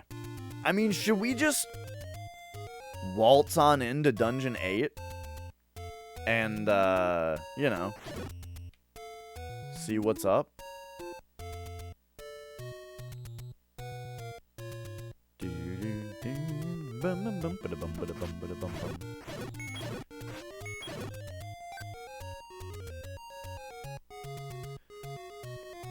I mean, again, as far as flame slinging goes, I'm willing to accept it. I'm willing to accept just about anything once I've got that candle.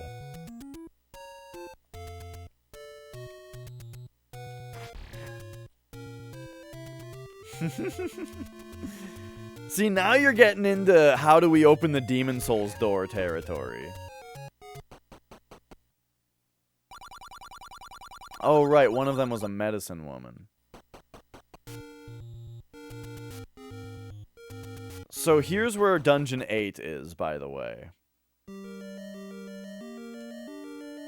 A beautiful moss green. I kind of want to just do Dungeon 8.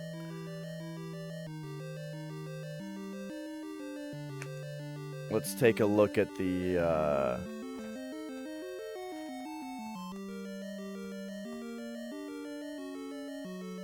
at the page here.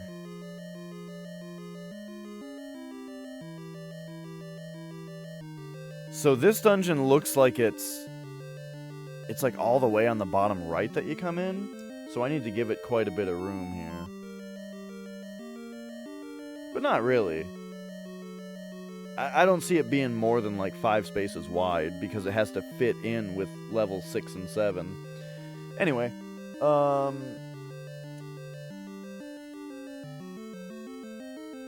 I think let's just do Dungeon 8. And we'll do 7 when we find it. So, let's go. So now I have to figure out how much room I'm gonna leave for these dungeons, though. I'll put 7 here. I'll put 8. Yeah, this is fine, actually. So we'll go start a spot for Dungeon 8. And then it looks like we're coming in on the bottom right, so if I'm given, like, you know, those 6 spots to 7, then we'll give, like, these 6 spots to 8. I'll be really generous and say that we're coming in right here. Alright.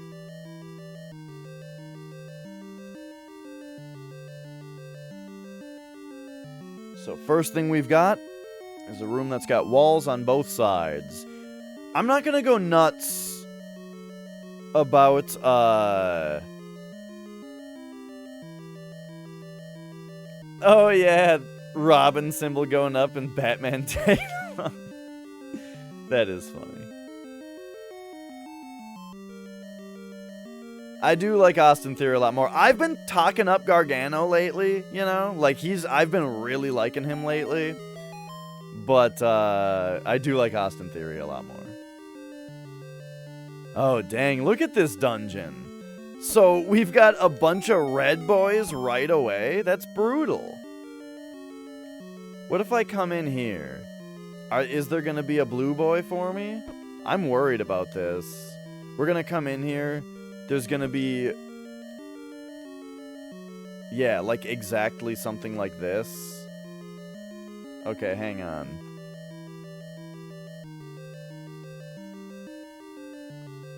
This looks like it's going all the way up to the other corner, so it's a good thing I was generous. That's probably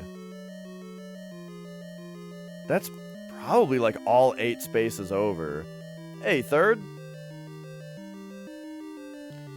But let's I have not found 7 yet. I decided let's just do Dungeon 8 since I've got it. Alright, one moment here. We need to open up, let's see. Find this screenshot I just took. Open it up in Paint, please.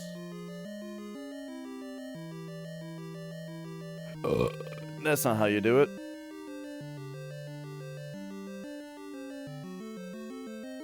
There we go.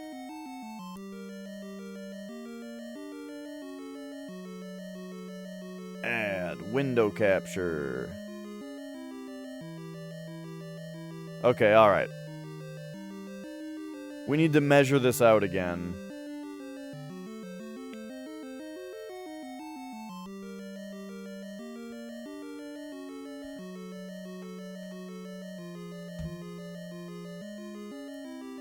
So, if I go right...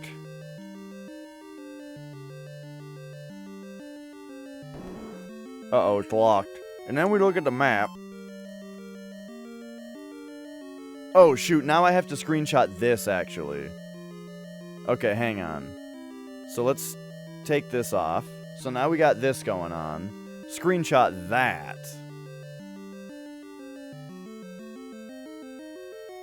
Then... Oh my gosh. Refresh, please. Why is Windows Explorer, like... so slow on Windows 10? Drives me nuts.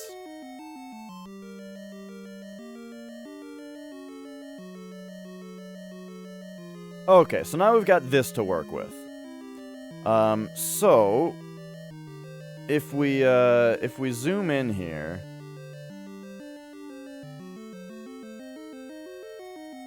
we can see that like this much should also be filled in. Here, let's like do that and one more down and that. And then we'll take the paint bucket and bloop. Bloop. Okay. Man, I smell something weird, like something burning. But like hair, it's like a hair burning smell. Okay, come on. We got... There we go. Boom, perfect. So now this is like the size of another room. So now we can put that right there. And another one right there. You know, since this teleported me away, I just need to know exactly where to draw it on my map. You know what I mean? That's the whole idea here.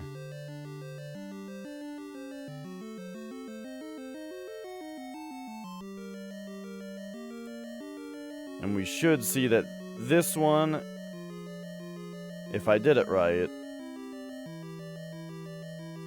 this one should perfectly line up with that one. It doesn't do it perfectly. Okay, I wasn't quite right, but I don't think I'm off by a margin of more than a room, right? So if I were to say 1, 2, 3, 4, 5, 6, 7, 8. Cross that 7. There we go. So yeah, this is the 8th column. We transported all the way to the 1st column. Got it.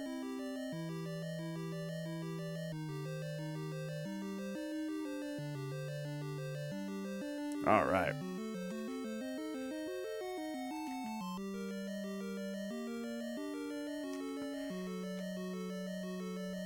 Oh, I didn't check how many up it goes, though. Fuck. What up, nutcase? Okay, I'm not gonna even capture checking how far up it went, because it'll only take a second. Just gotta grab, like... Grab these...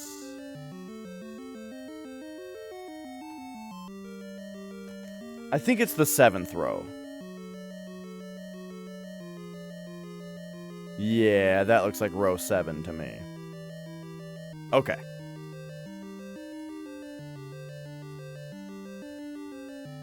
There we go. So, where's my pen? There it is. Alright, so on our map, we will write in... that, so this is 8, so 7, 6, 5, 4, 3, 2, 1, 1, 2, 3, 4, 5, 6, 7. On this square, right here, there is a, oh my gosh, it's hard to, Magic's rubbing his face on the bottom of the clipboard. Well, on my hand.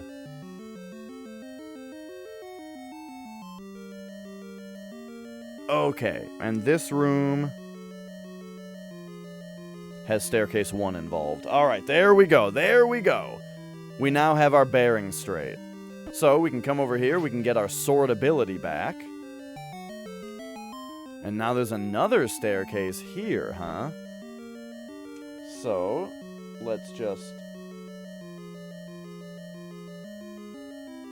mark that down on the map, what this room looks like, and then down the stairs...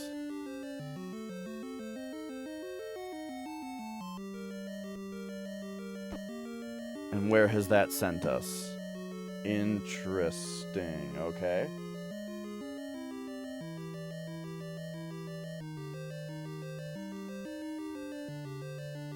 So that's the 4th room up.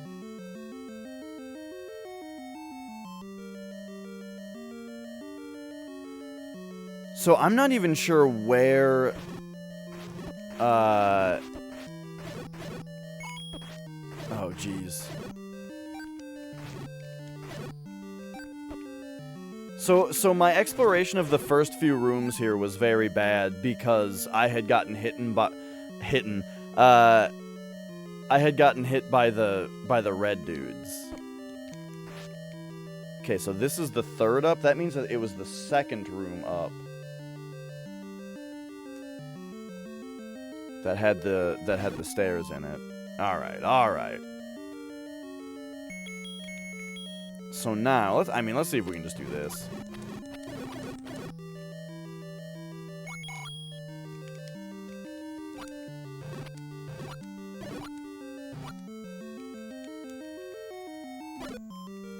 There we go.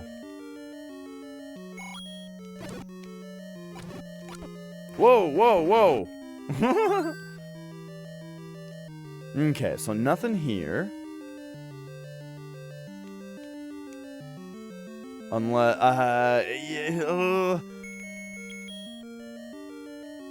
I should almost, like, start making a second, I should almost start making, like, a second map that denotes where I have tested bombs and walkthroughs and that kind of stuff.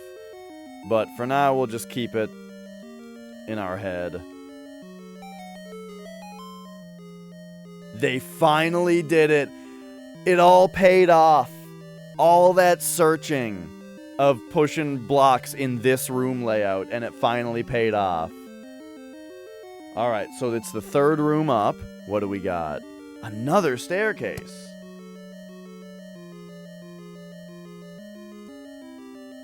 So this is just going to be Stair City, apparently. Ooh. So that dumps us right here, huh? In a room that has a door on the left.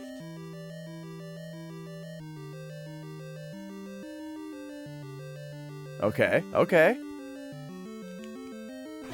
Let's hope, I can get some health back on this room.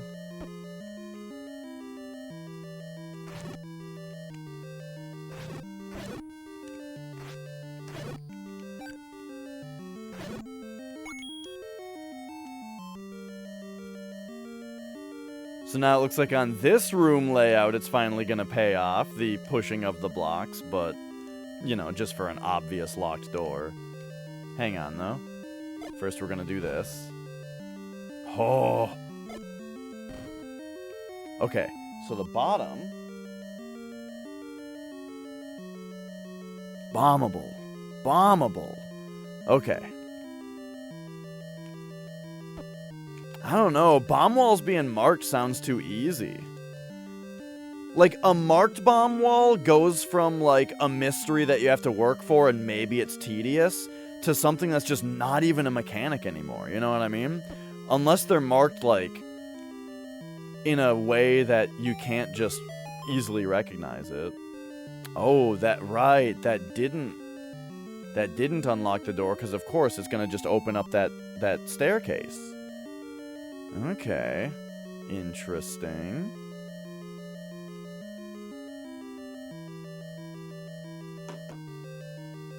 Alright, but we got a bomb wall down here. But you know what I mean? Like, it's so easy to take a mechanic and introduce a hint to it that just makes it not even a mechanic anymore. Because it's just obvious.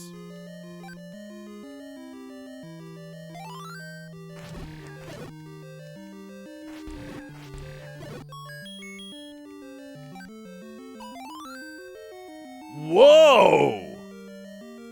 Look at this fucking dungeon. Alright, so... That's bizarre.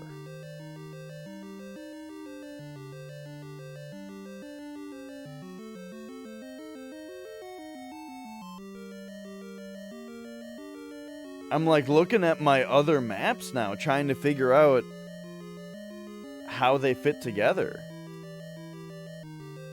Like, is Dungeon 9 gonna be involved in this now? Is Dungeon 9 not gonna be totally its own map? Like it was in the original? But okay, so this bombed down into a room that looked like this. And it had the map in it. Alright. So let's see what else we've got here. Nothing there. Nothing there. Alright. So yeah, so this door is strangely locked. And I don't seem to be able to open it.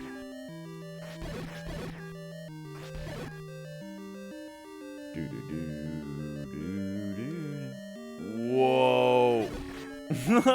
They're all on top of each other. Whoa, the fairies. Okay. I've got medicine, right? Ah, it's only a half. Alright, that's fine. At least it's half full.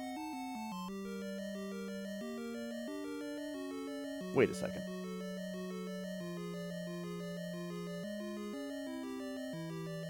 Wait a second. I have a...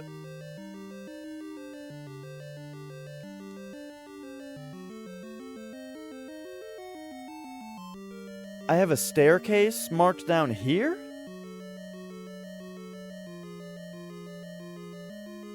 I guess this is just where staircase 1 dumps you, but it's not actually, there's not actually an entrance here.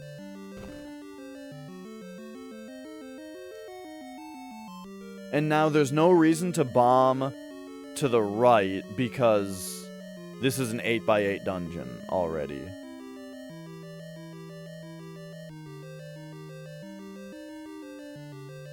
This is crazy. Okay, but alright, alright.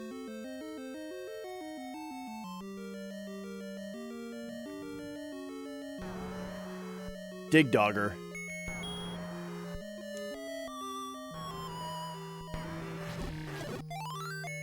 I played him his favorite song. This dungeon is just Staircase City, huh?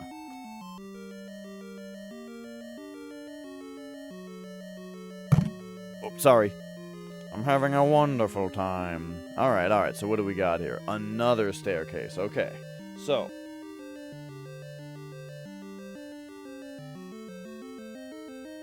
Man, I want to start drawing closed fours, but like, it's so hard to change your habit. Do you guys loop your twos? Okay, so there's room for 1, 2. So there's 2 in between from here. So this dumped me right.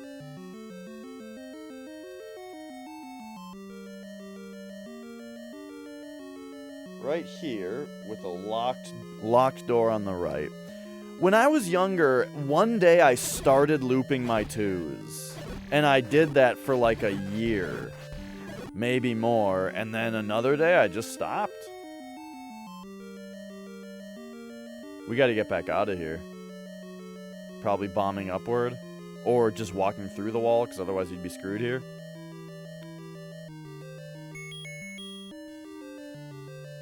Yeah, thought so. Interesting, okay. So that's an illusory wall. Brings us into this room. Wow, this dungeon's crazy.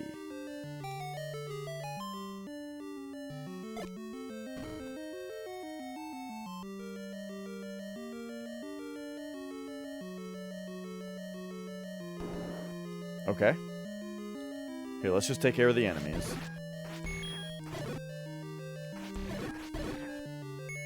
Feeling very good about doing one-hit kills with a ranged weapon. Okay, so that puts you in here.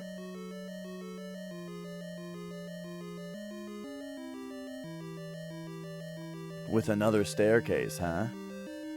If there's an S at the end of the word, you write it differently. Oh, okay. Gotcha.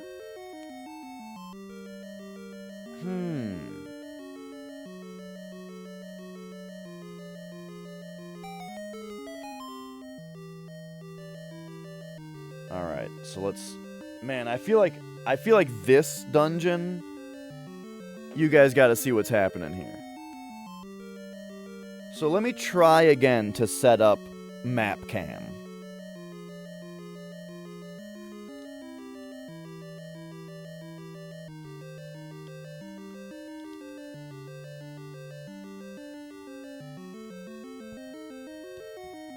I warn you though, this Logitech C920 has the worst like mobility.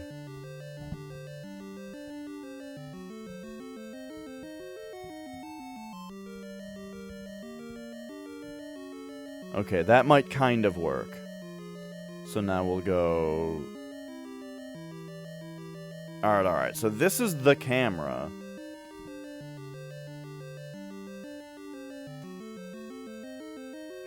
Here's our dungeon right now. It's so wobbly. So now let's come back here.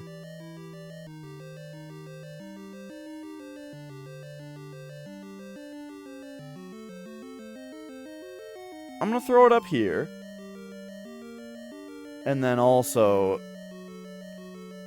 crop it in nicely. So I'm gonna want it right here, right?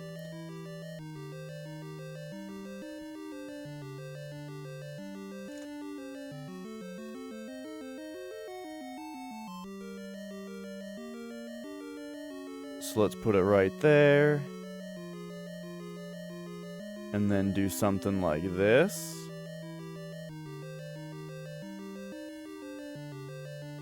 Whoops. We're almost there. Boom. I also noticed yesterday that my camera had, like, it was going like a pixel into the game capture. Alright, how's that? Is that legible, kind of? Alright, so, what do we have here? Another staircase? We do. So this will be...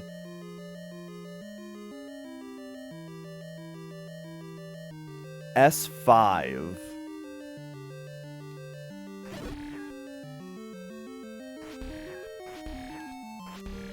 Yeah, again, I'm thinking for this stream, especially where I like an emphasis on notes, there's got to be some kind of webcam that's on like a gooseneck, you know, that you can clip to a clipboard. You know, kind of like almost like an overhead projector, but camera style and more movable. Okay, boom, look at this room. Oh shit.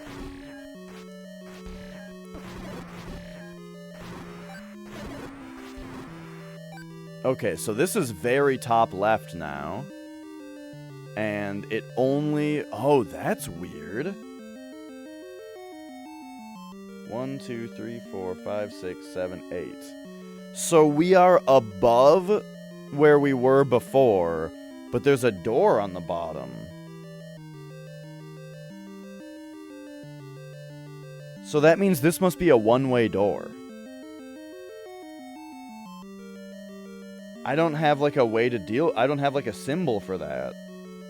I guess I'll just put an arrow pointing down. Like that, just to say that like those two rooms are connected in that way. Weird though. But you know what that means? This wall is extremely suspicious. Yeah, of course. Alright. Get in here, and it wants us to think it's a room that looks like this.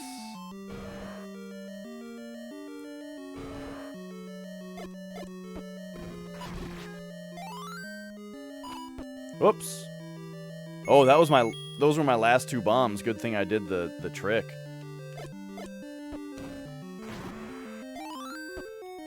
So the trick is that instead of feeding the Dodongo 2 bombs, which kills it, you feed it one, and then you put another one down too early so it explodes in its face. And then while the bomb explodes, you stab it in the face and it dies and it always drops bombs.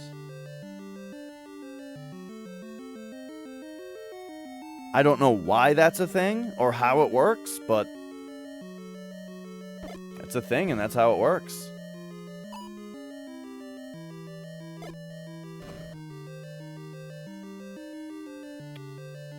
Okay, so that little detour just gave us a key.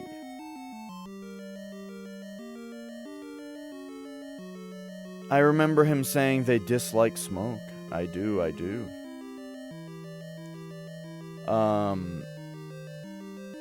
Yeah.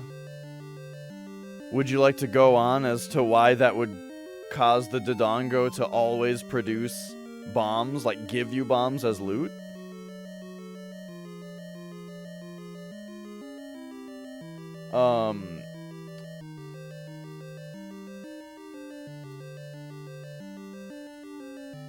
So, what am I looking at here now? So now we're back up to here. And then if we go down, that could bring us back here. I guess we just got to go back to the main hall. And the best way to do that would be...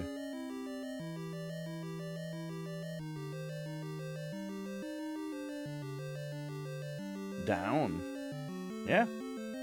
I guess just down here. Oh, it was a locked door.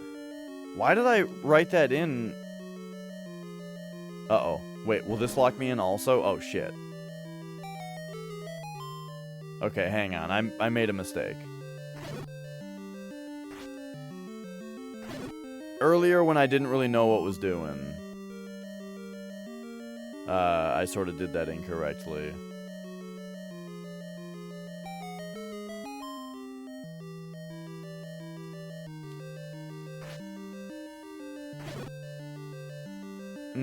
Okay.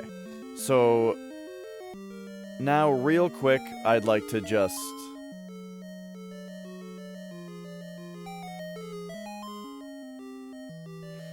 Oh yeah, just that it's like specifically smoke, even though that's like not what people interpret it as.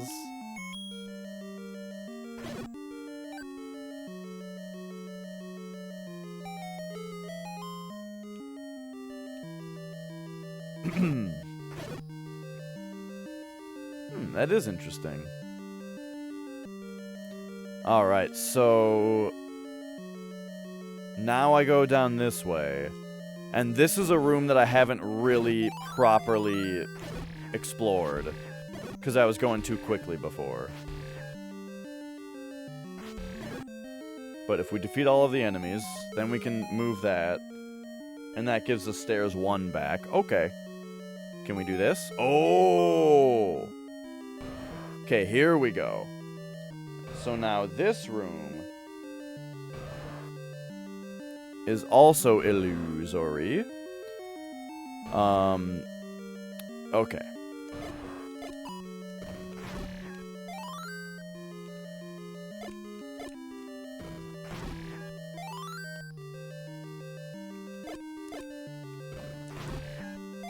There we go.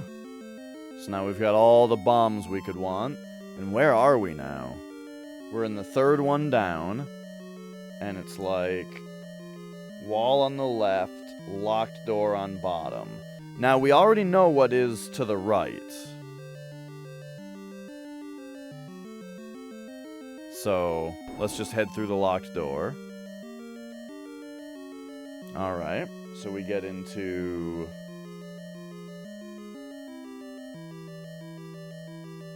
a room like that. Uh-oh, this... Okay. Okay. There we go. That's gonna help. Because now we actually can't get hit by these things. Alright. So, I'd like to try this.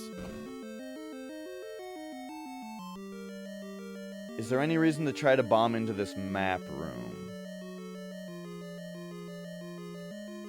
I don't think so. I think we tried this old push. Yeah. And what does that get us? Oh! The magic wand! Nice!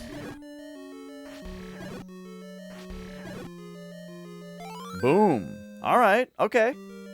Exciting that we got something. I never used this item, but, you know, we got it. So that's like... MW. Modern Warfare. Okay, so that puts us back in here. No longer with the special stuff. Yeah, it shoots a magic shot that looks like the shots that Wizrobes shoot. And then after you get the book power-up, it also creates fire where it lands.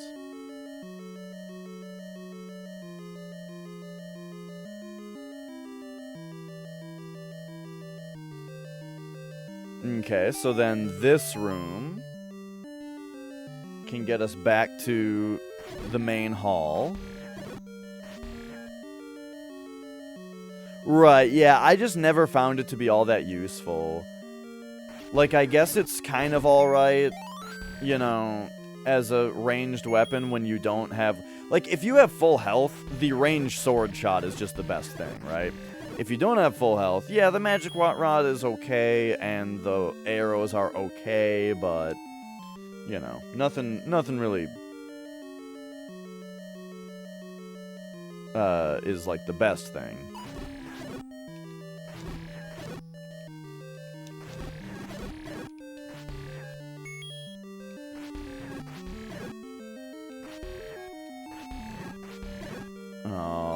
Alright. So that's 4 in. So we just want to go 2 more up, basically.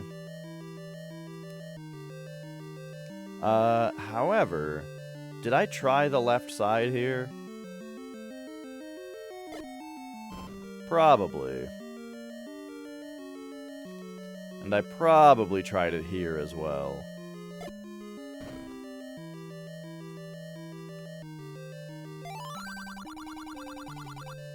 We need more meat. Remember when I was joking about buying more meat earlier? They went and did it. Those crazy bastards, they went and did it. Well, that's fine. We shall bring you your dinner. So now...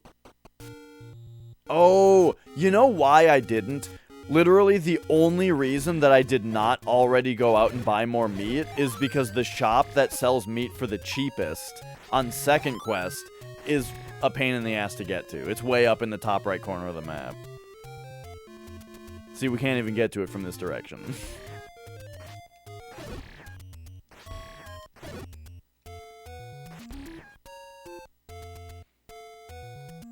Do-do-do.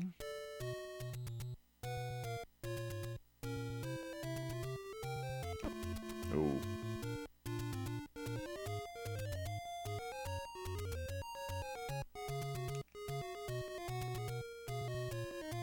Alright, this dungeon's really neat so far.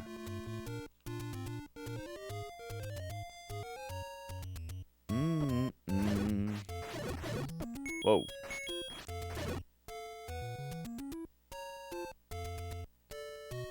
Shouldn't bother fighting dudes yet, because I would like my heart back.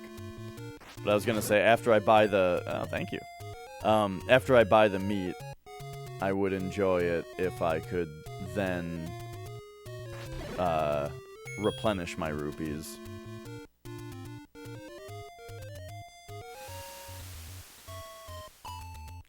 But yeah, I just didn't. You know, I was thinking, like, man, I'm maxed out on rupees. I should just go buy meat, so, you know, just in case we need it, I'm not wasting rupees. But I just didn't want to bother with this.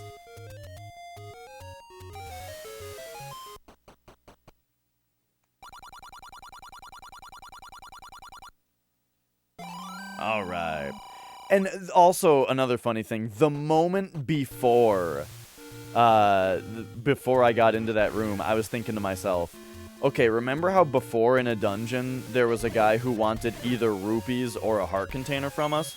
What if they give us another one of those, and it literally wants 255 rupees? It'd be great, because I'm walking around with 255. Not anymore, though.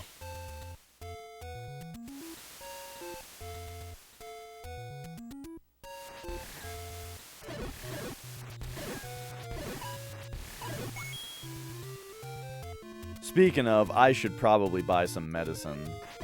Because I only have half full medicine right now. So that said, actually,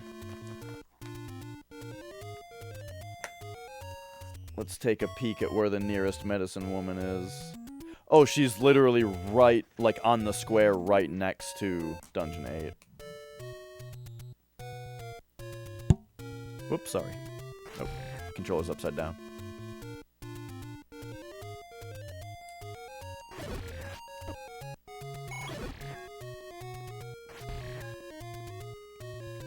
That's like me pretending to play NES for a second. When you walk into the room while I'm in a compromising position, I'm like, just playing the Zelda.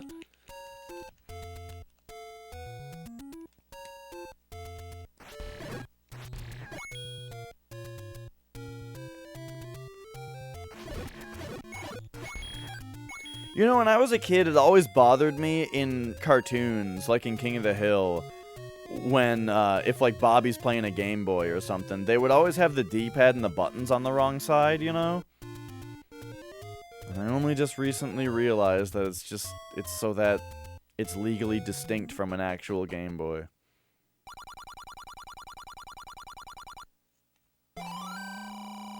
Alright, there we go. So now we have full medicine.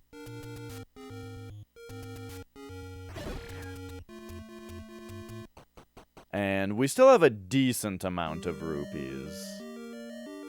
Now let's see if I can get through this room without getting hit. Nice.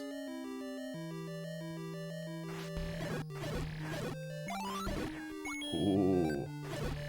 Beautiful.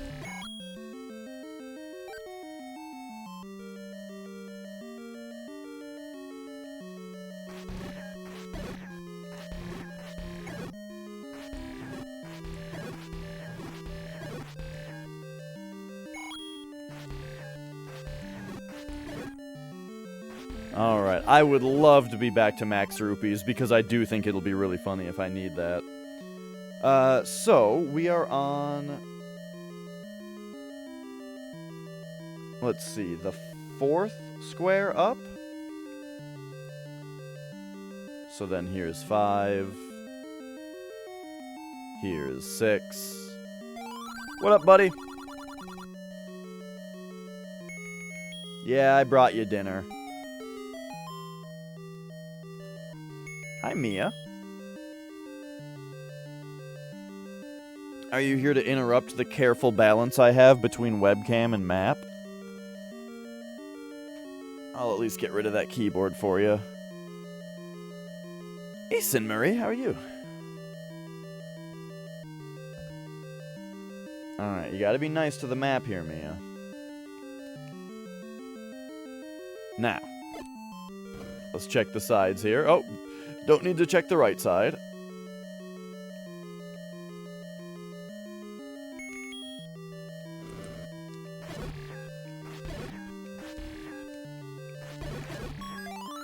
Ah, compass in this room. Okay.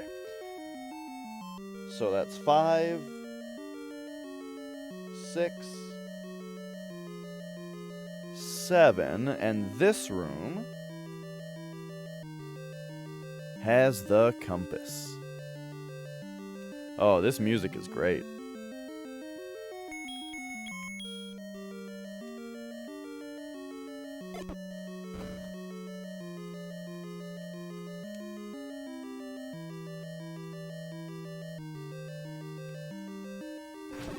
Oh no, I just lost my ranged attack. Oh. We get it back. I can get it back. I can get it back. Alright. So now we've got corner.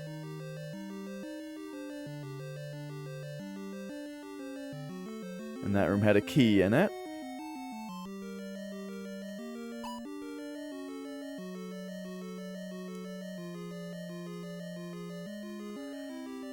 Whoa. This room looks unique to me. Oh no. The other rooms were like this, weren't they? I don't know. Shoot. Oh, perfect.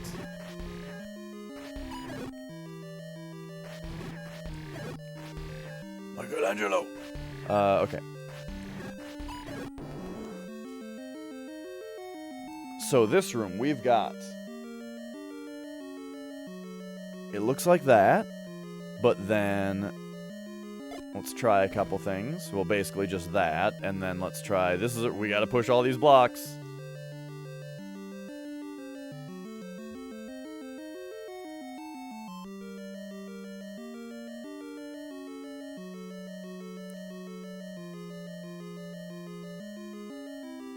Alright.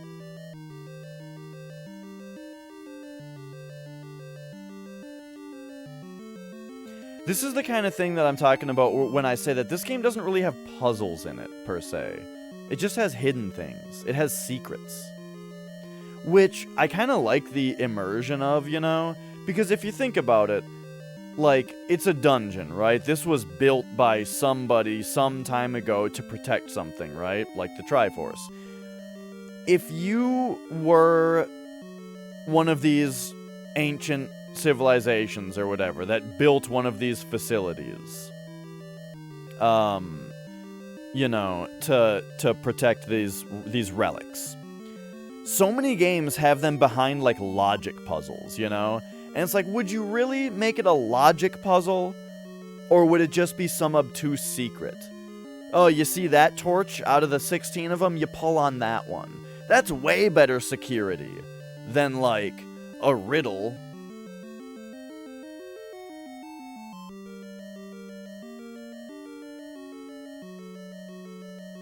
Alright, moving on. Dig Dogger again!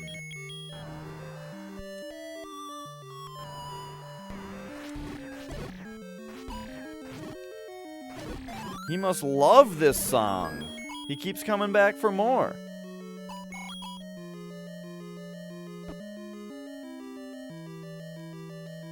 Seal everything behind solid stone. I mean, they gotta get in there themselves to check on it sometimes, right? Alright, so this room appears to be a dead end.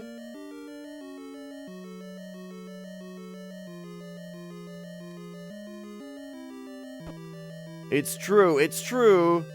You know, at some point they kind of want someone to find it. Alright, so the left side is actually bombable.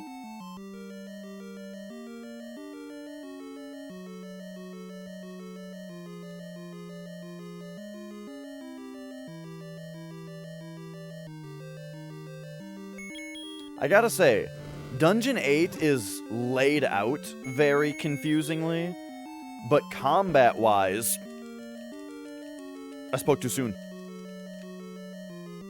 I was gonna say combat-wise, it's actually been pretty easy.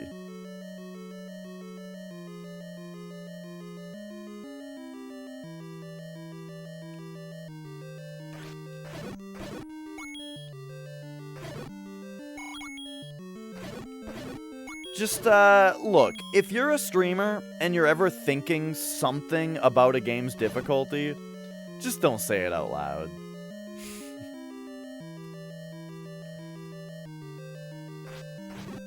Right, yeah, they locked it up, like, one day the chosen one.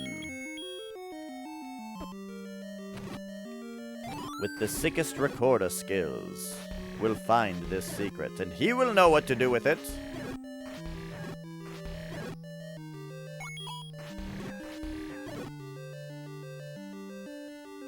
It's true, that's a perspective I didn't really consider. The idea that, like, you know, they want someone specific to find it.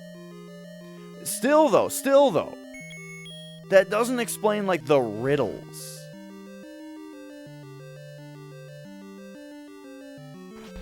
He who wants these treasures three will speak their true name unto me, you know, and it's like, what? How is this secure?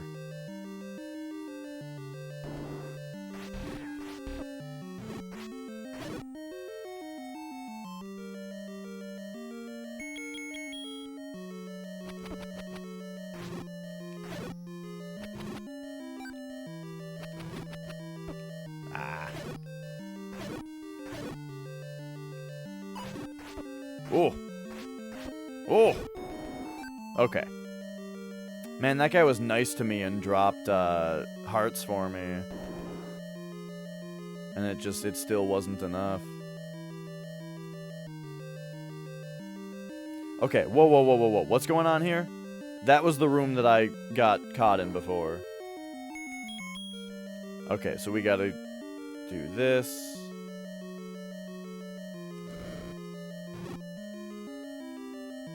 Oh, yo, we just stay right here and we're invincible. Okay, sweet. They use logic puzzles because most witches or wizards are too stupid to figure them out. Okay, so I like that idea, but I like it if it's the other way, where it's that, like, criminals are too stupid, right? Which, alright, sure. Anybody who's trying to steal them are probably too stupid to figure it out. But if someone's smart enough, maybe that's the kind of person you want to have it in their hands.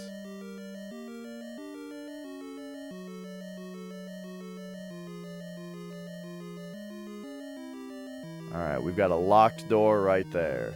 Now, there's not much danger in this room. Because there's red guys, but there's also blue guys. Okay, they just dropped some bombs for us. Which I sure appreciate. One moment.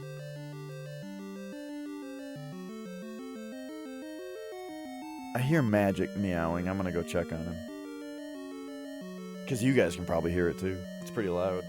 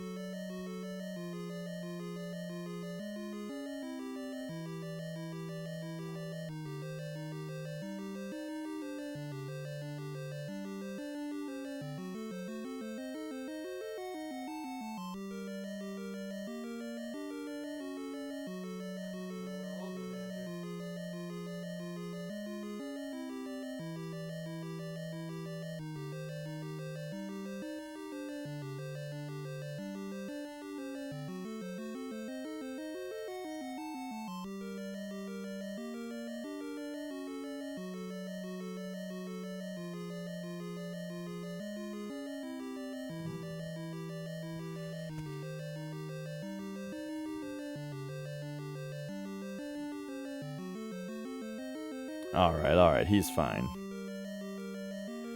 Nicole says she brushed him earlier, so now he's probably just whining, trying to get more.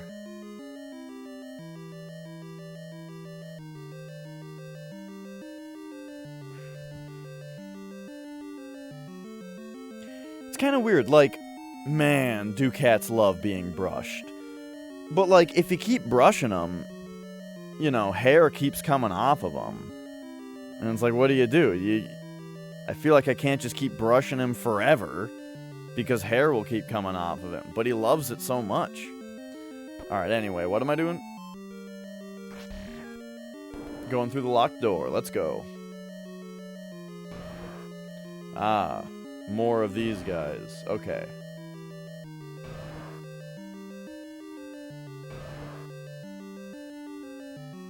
So we've got that on the map. And now, let's try not to lose any bombs here. Let's try to gain bombs. Okay, that one we defeated the traditional way, which is a waste of bombs. How about you? There we go. And you? Got him. So now then, try to bomb inward again. Oh, yeah. Oh, yeah. Our cats go nuts for the brush.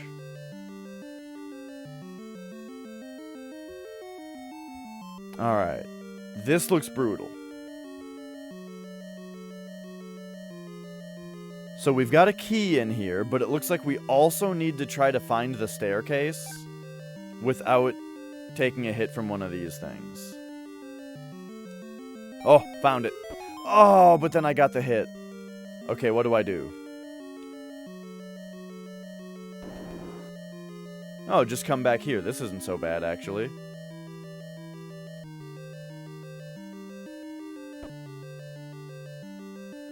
Flop out.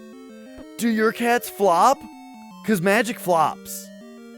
Where, like, when he sees you and he wants you to pet him, wherever he is, he just, like, puts his head on the ground and just, like, somersaults onto his back. And we say he's flopping. He like somersaults onto his back to get you to try to come get you to pet his stomach. Or he'll do it on your foot. He'll like come up and plant his head on your foot. And just like do a somersault, like rubbing his back down your leg and then onto his back.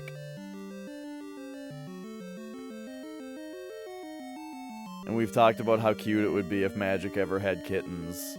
Where, like, you'd have a bunch of little Magics where they're a bunch of kittens, and you'd walk into the room and like 8 little kittens would, like, all flop onto their backs when they saw you.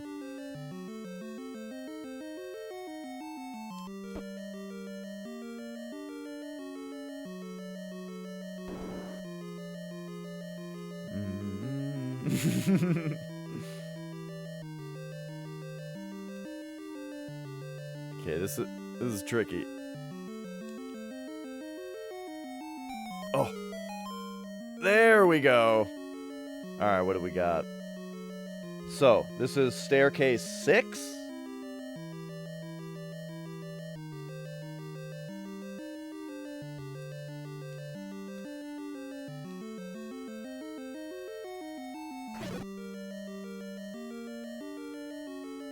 This man has overawed. Alright, alright, so now we're in here. Wall on the right. Locked door on the left. Oh, and S6. Okay. And then, so this will just reopen. Okay, something here will reopen the staircase. Whoa! Uh-oh. Okay, we gotta make sure to defeat all these things. Make sure they don't give us, like, drop something important. Doesn't look like it. Alright. Through the door. Just a room full of Stalfos. I think we're almost done.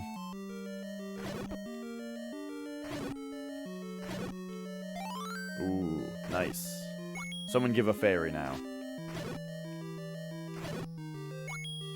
Alright, so clearly, we're gonna need to push another block. There we go. What do we got here? Oh, magic key! Nice, okay. That's gonna be good to have.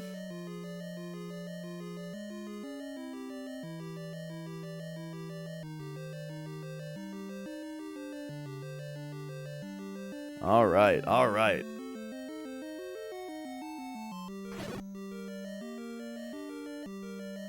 We now have all the keys.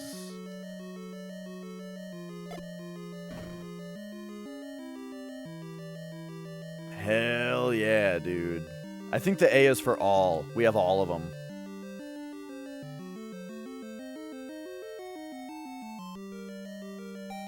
Yep, so there's the staircase back, but if we come down here, what does this do? Ah, so that's the locked door from before. So... put a little arrow there for that. So now we still have to figure out one more spot.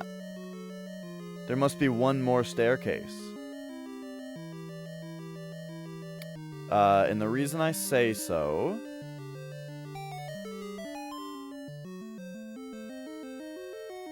is just that there's a place below us right now that we haven't gotten to yet.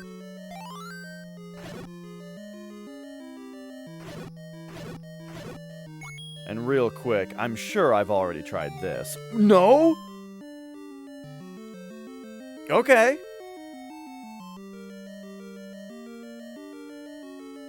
So, that's also an illusory wall.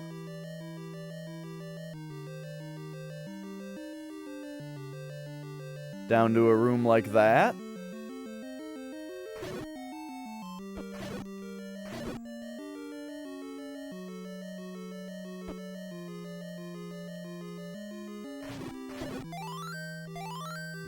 Beautiful.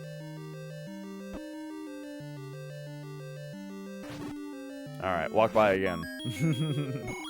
Okay. Perfect. That gets us into this room where there is the locked door that we couldn't access before because of the shape of this room. I think this room is in the first dungeon of the main quest. Alright, and here we go. So that leads to this room.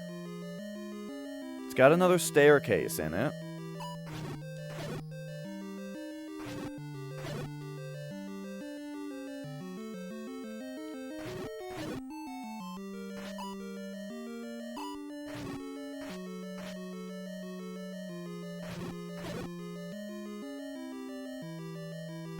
Oh, right, you have to, like, defeat all the enemies in the room before you can push a block.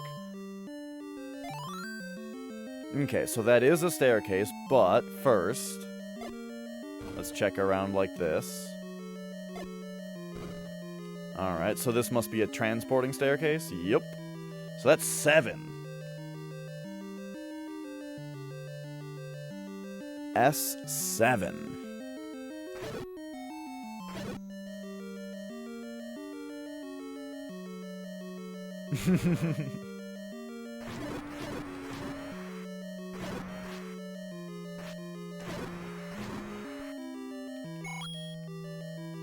Okay, so that put us here.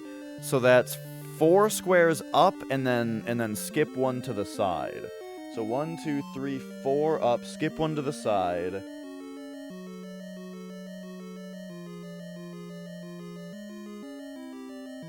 Locked door on top, and now something like this just finds the staircase that brought us here. But what about this? Or... aha! Or this? Or this? Alright, alright. So the boss is right up there, but I'm not ready for that yet.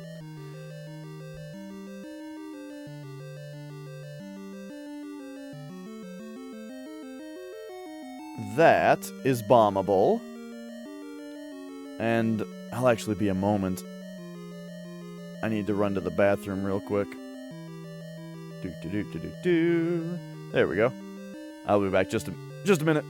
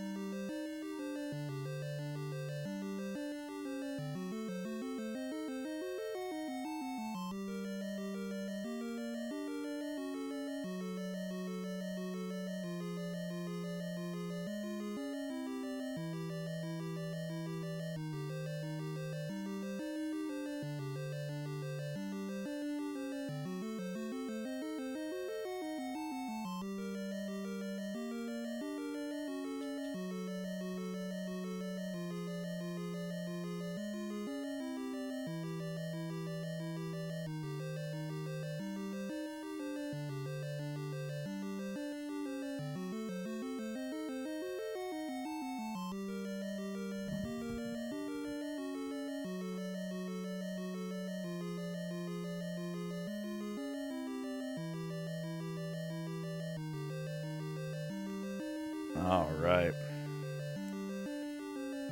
Man, this Dungeon 8 exploration has been a raging success. Okay. Man, every day, Mia seems to like to take a nap. Like, in front of the bathtub, we usually have, like, a towel sitting in front of the bath. Like where you would step out of the bathtub / shower. There's usually a towel on the floor. And, like, every day, Mia takes a nap on the towel. So it leads to this really awkward pee that I have every evening. Where I walk into the bathroom. Oh, by the way, it's right next to the toilet, right? It's like... You got the bathtub / shower, and then the toilet's right next to it, covering half of it. So you can kind of only get in and out of the bathtub on half of it, because the other half is a toilet in the way. So that's where Mia's sleeping, right? Is on that towel spot, on the spot that you can go in. Did they drop something? I didn't notice. But so it leads to this awkward pee that I have every day, where I go in there and it's like, oh, hey Mia. She's like, and she's, you know, just waking up because I just turned the light on, and she's like, sup, you know, and I'm like, okay. And then I'm like peeing, and she's like right there, you know, just sitting there kind of sleepy, and she's like, kind of stinky, huh? Don't you think? I'm like, yeah, I guess so, Mia. My pee is kind of stinky today. And then she goes back to sleep. Alright. I wonder if a key dropped in that room. Whoa. Look at this room. Whoa. Okay. So now we got... Boom. Room like this. I don't want to run into more Dodongos. I want to, like... try more bombs. I want to bomb more things, but I don't think that I can go... I don't think I can drop under... What the fuck? Oh, okay. I don't think I can drop under 2 bombs.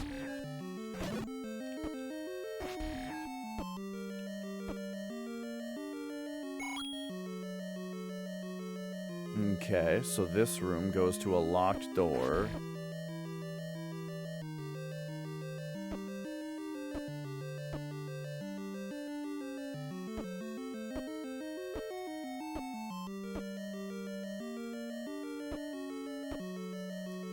Okay.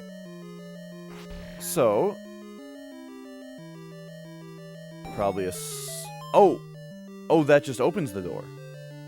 Oh, okay. Bet you'd like to have more bombs. You bet I would. 100 rupees? That's not so bad. Let's go. All right.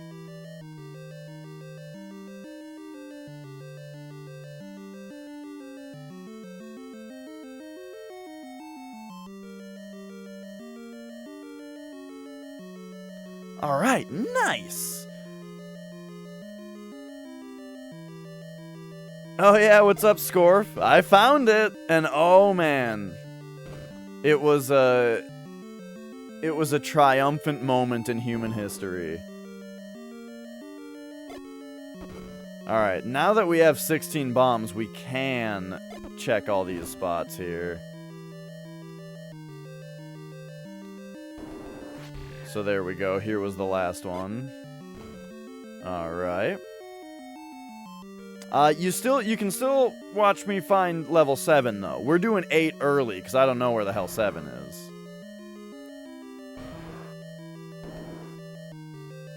But all right, what do we got for the fight? Ah! I told you I wasn't to get rid of too many bombs. Shoot. Okay, hang on.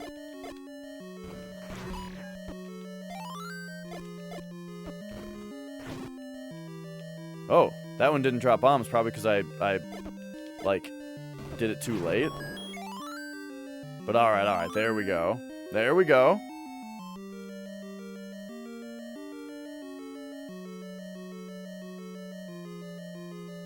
boss room there.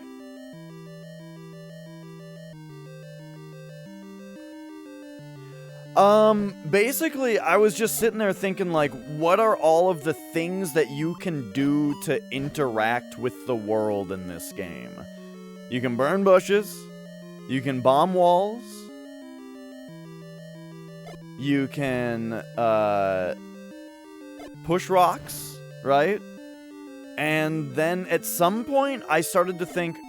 Okay, at some point, I actually started to think in dungeons. What if I need to play the recorder in a certain room in a dungeon? And it didn't do anything. You know, I tried it in all the dungeons, and it didn't do anything. But then, when I was going around the world map, every once in a while, I'd toot the old flute. But then, what it was, though, I didn't do it very much.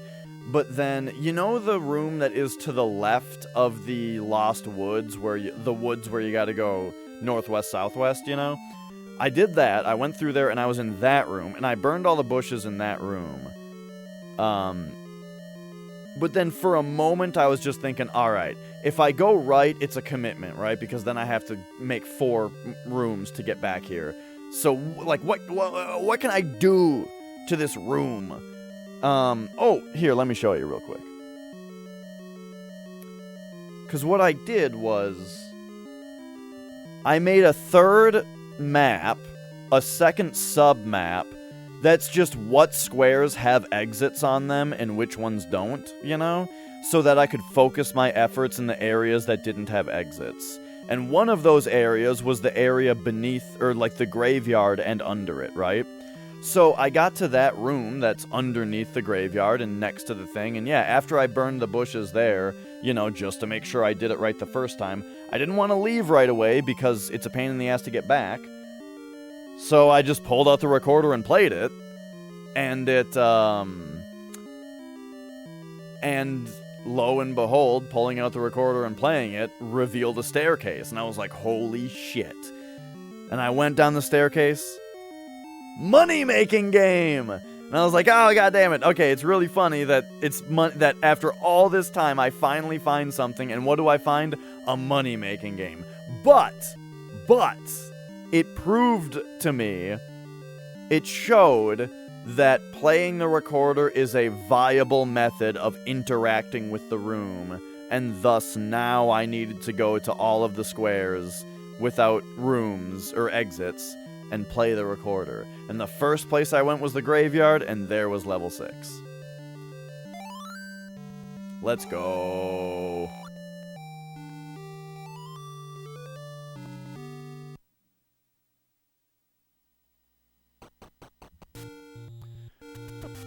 Alright, whoops. Let's get out of the danger of falling rocks here.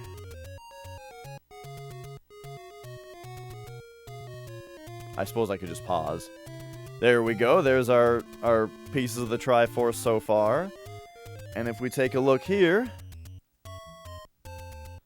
So there is my rendition of Dungeon 8. And let me tell you, I tried to bomb like every one of those walls. And we never found any additional secrets. But we did get both the magic wand and the magic key. So that's cool. However, that leaves us with not really much of an idea on how to find level 7.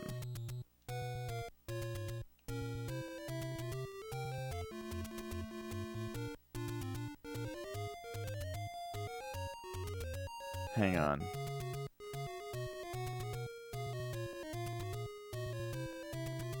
There's like one spot that I don't specifically remember bombing the wall on, and it's where we got the map.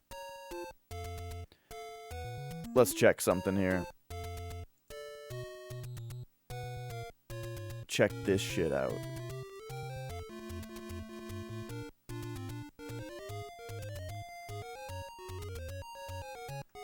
Okay, okay. I think I have a scene for this. Does that work? Do. Yeah, that kind of works.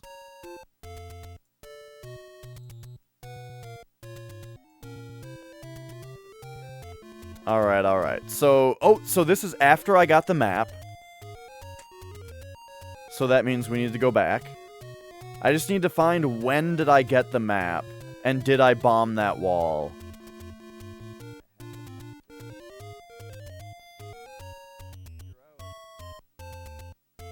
Oh wait, I still have the map here. Okay, here we go. So I came down here. Shut up, you. Be quiet. You guys see this, right? Yeah, it's a little cut off, but we're fine.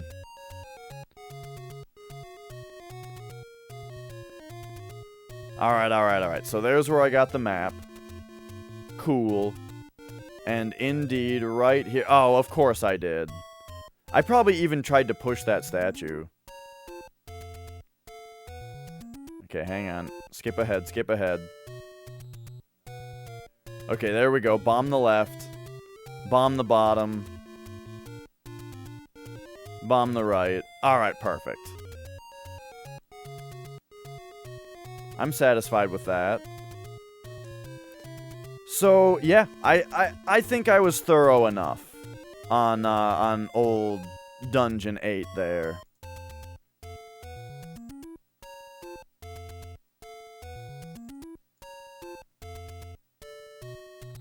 Okay.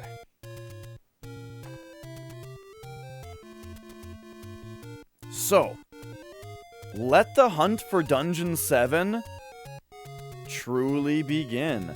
I did not play the recorder in every room of Dungeon 8. That is a good point. Sort of. The recorder has not done anything in any other dungeon, though. Besides Dig Dogger.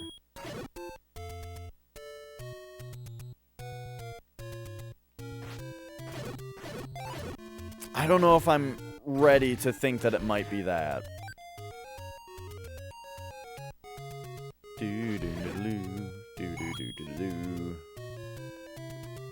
But let's...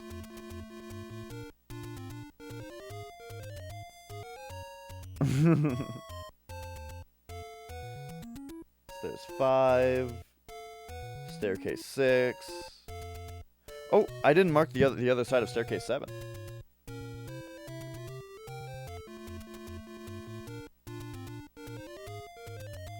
Alright, there we go. So, you know, Dungeon 8 was sort of like the easiest dungeon yet. I guess we're just really powerful now, you know? The magic sword... Well, it's the magic sword, and also it's the fact that Dungeon 8 didn't have Wizrobes in it. Alright. I know, it's nuts! You know, I want to say, I think that when Game Informer did the top 200 games of all time, I think they put Legend of Zelda as #1. Now, I don't give them a lot of credit because they also said that Skyrim was the best RPG of all time on a different list of the best RPGs of all time that was probably written by a different person. But, you know, hey, that happened.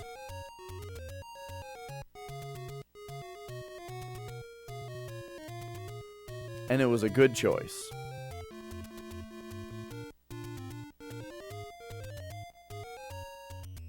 Let's look at the distribution of levels on the map, shall we?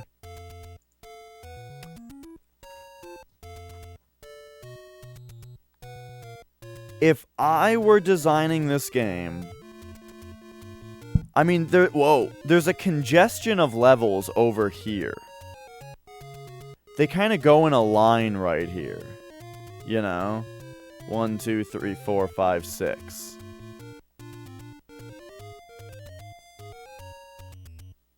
Oh, even that one's right there. So yeah, they've all been in like this... Hang on. There we go. They've all been in like this line pattern.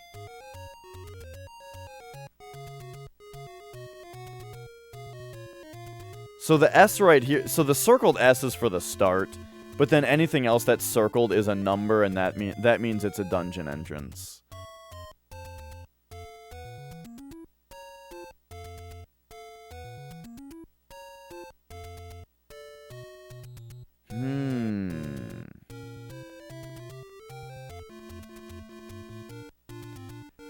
So where do I think level 7 is?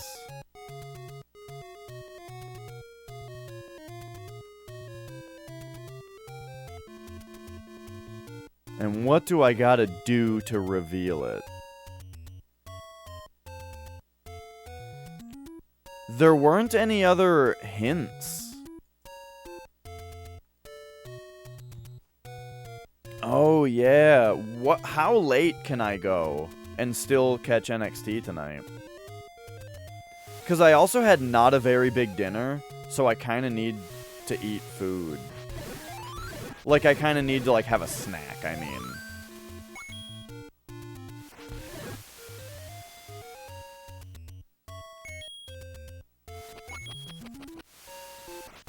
Alright.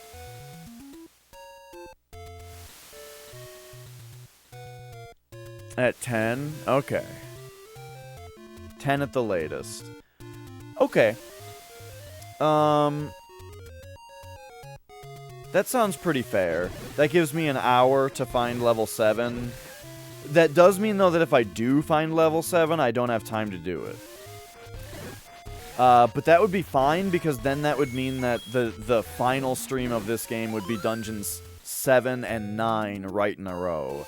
And 9 is probably going to be a doozy. So, you know, I think that, like, I wouldn't have time to beat the game tonight anyway. So whether I do Dungeon 7 tonight doesn't super matter. I would like to find it, though. I mean, if we found it in 5 minutes and got to play it for an hour, that'd be great. I watched Groundhog Day a couple nights ago. I've never seen it. I didn't realize it was just a comedy. Like, I thought that it was like a drama. But, you know, maybe had some jokes in it, because every movie does. But no, it's just like a comedy movie. That is why I said doozy that way. Which is funny, because, yeah, somebody, it might have been you even, Flex, said that to me recently, the watch out for that first step thing. And yeah, I didn't know that it was from that movie. But yeah, I liked it. I liked it. It was funny. It was interesting. Great movie.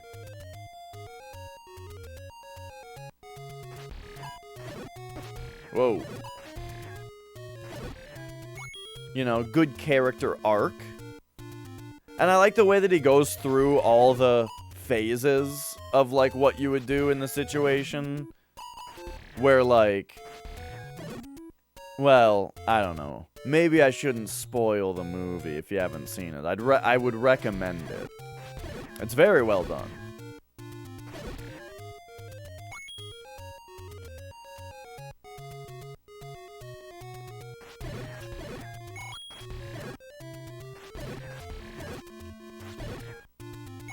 Alright. So I am just kind of wandering around right now. Just thinking. Just thinking and thinking. I keep thinking about that line the last couple days from the Futurama with Gunter. He kept me up all night with his incessant thinking. Just thinking and thinking.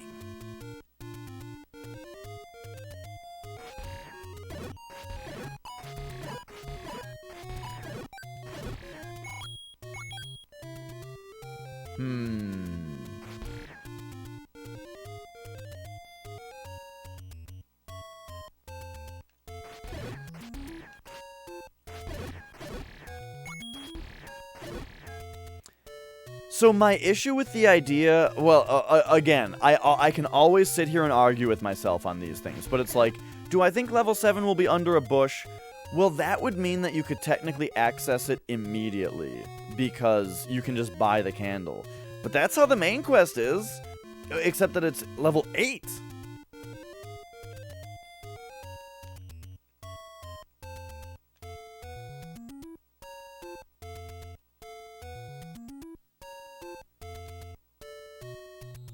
What if you push a bush? Hey, private mode?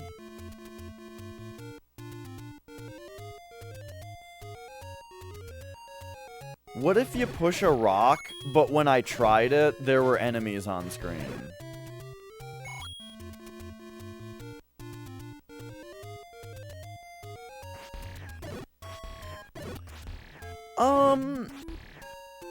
The main quest, all I remember is that you don't really struggle finding levels in the main quest, except for 7 and 8, and sort of 9.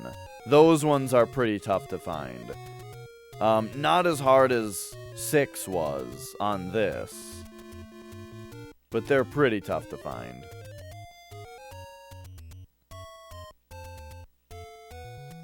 But there are hints for them, like people tell you where they are, kind of. And in this, we got hints for 8 and 9, but not 7.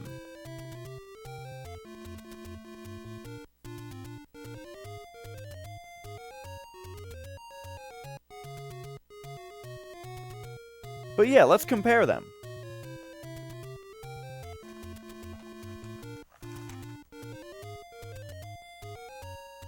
Alright. So here's the Retro Bros co-op map. We've got them kind of evenly distributed around here. And over here. They're very neatly distributed, I would say, in the main quest. 1, 2, 3, 4, 5, 6, 7, 8. Pretty nicely spread out.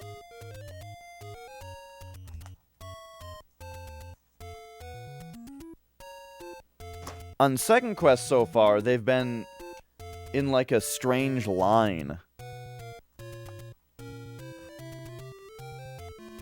We've got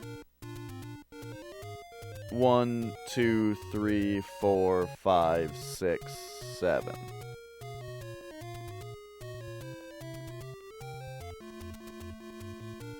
Meaning, if you were to follow the trend, 7 would be like here. Or like here. But I don't think that this trend is intentional. I feel like 7 is in this area.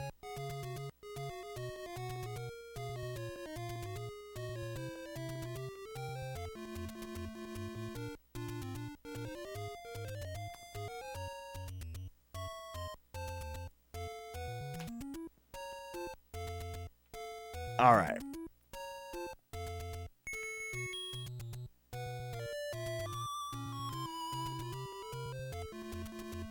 Did I properly test the waters?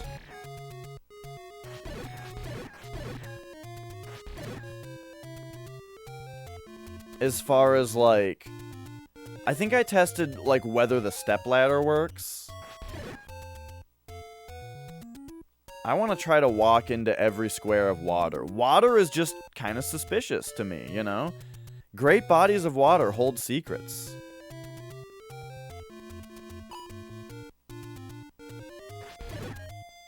Yes.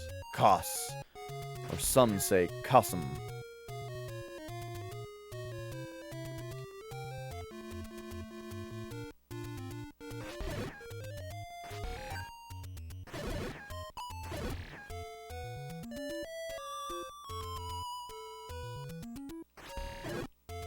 Alright. Bloop.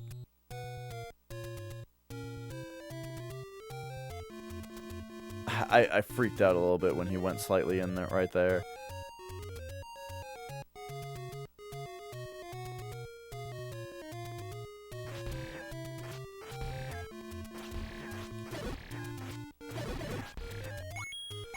Yeah, it's really cute, just the fact that, like, there's an animal that is generally playful. You know what I mean? Just, I don't know. There's something very cute about the idea that, like, this animal just loves to have fun. But, like, it's an animal.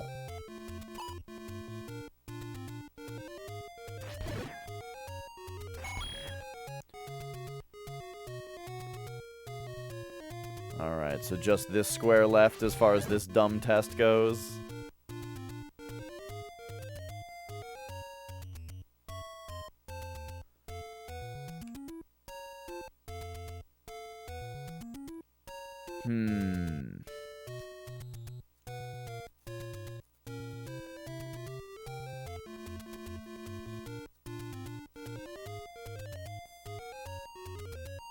I would expect...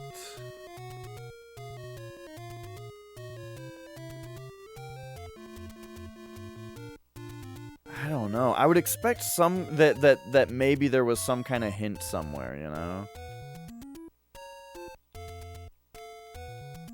What are the odds on pushing bushes, huh? Basically 0? Let me say one thing, as far as my opinion of the hunt. The only thing that I'm worried about is that I have to burn a bush. That's the only... the reason that I keep talking about it is that I'm worried that that's what it is, because that's the most time-consuming and tedious thing to test. That would also be one of the least interesting things. After how difficult 6 was, I feel like it won't be that. I feel like it's gonna be something hard. You know what I mean? Because 6 was hard to find, 8's hard to find. So, it's probably gonna be something harder rather than something time-consuming. Yeah, that's what I mean by, like, hard. Like, it's weird, right? As opposed to tedious. You know, I feel like... Well, again, I have to argue with myself so much, but I was gonna say, I feel like why would 6 be harder and weirder than 7, you know? But then again, Dash, in Main Quest, Dungeon 8 is under a bush.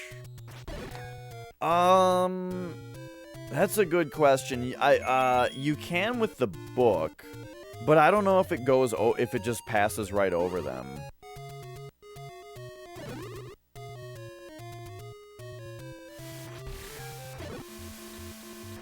Since I've already burned all of the bushes that I have found you can burn, yeah, I think it just passes right over them. Hey, Evad.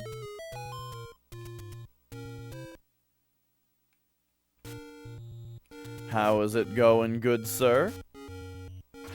7, 8, 9.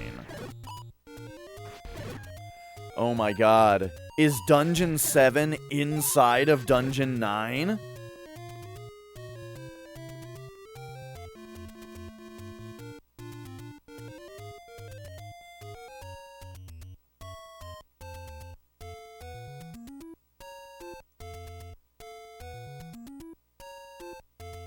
Good to see you, Evad. What have you been up to? Bum bum ba ba bum.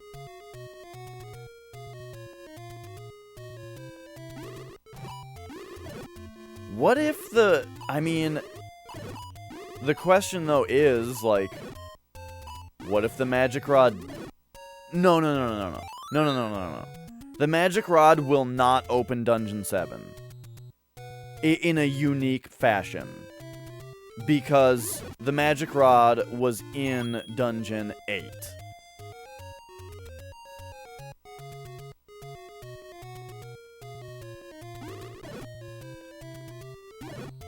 I refuse to believe that they would force you to do it out of order.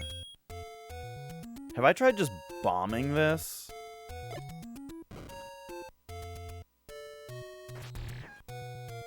Okay, okay. What if you defeat all the enemies and then you try to push it? Okay, okay.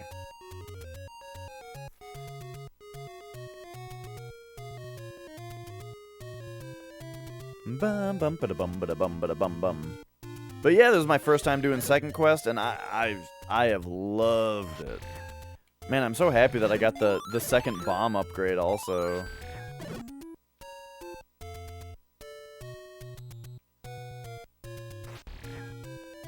Oh yeah? I don't think so. I don't really buy that with almost anything, especially not a first-party Nintendo game. You know, so the way I see it is like, you know, this is back in the old days, right? Where the abstraction is a little bit more prominent, right? To me, this is a game where you go on an adventure.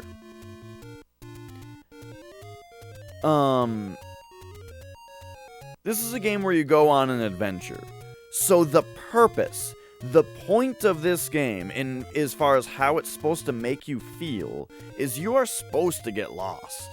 You know? And, you're supposed to get lost. And you're supposed to walk around feeling every tree.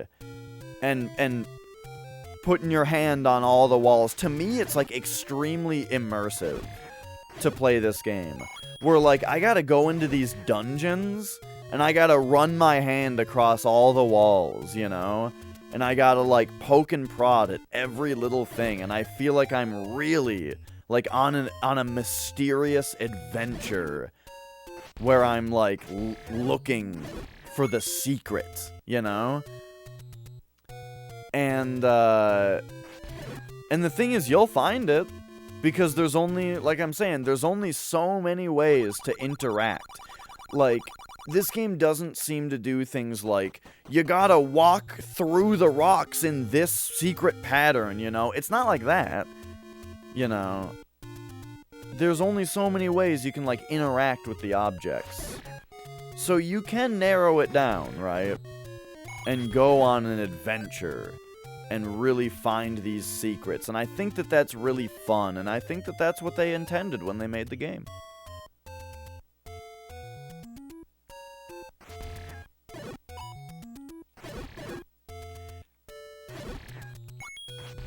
Castlevania 2 really only has the one thing that's weird and hard, which is the tornado sequence. The only other thing that hung me up on Castlevania 2 was having to have a specific item equipped when I talked to the ferryman so that he would bring me somewhere else.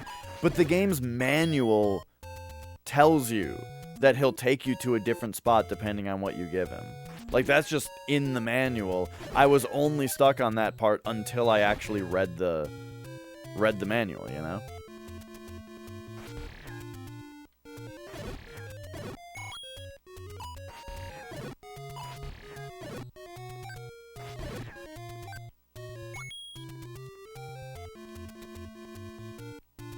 I do think to some degree, you know, they did want things to spread via word of mouth, you know.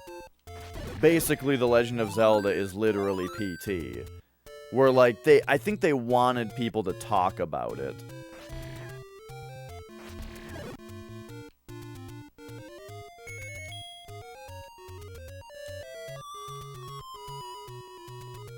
Yeah, we had to ask Manuel.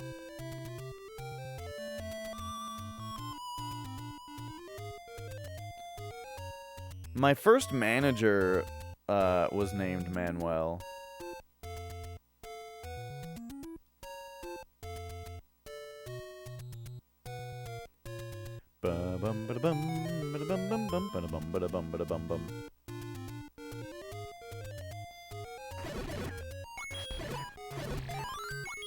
Codes and stuff?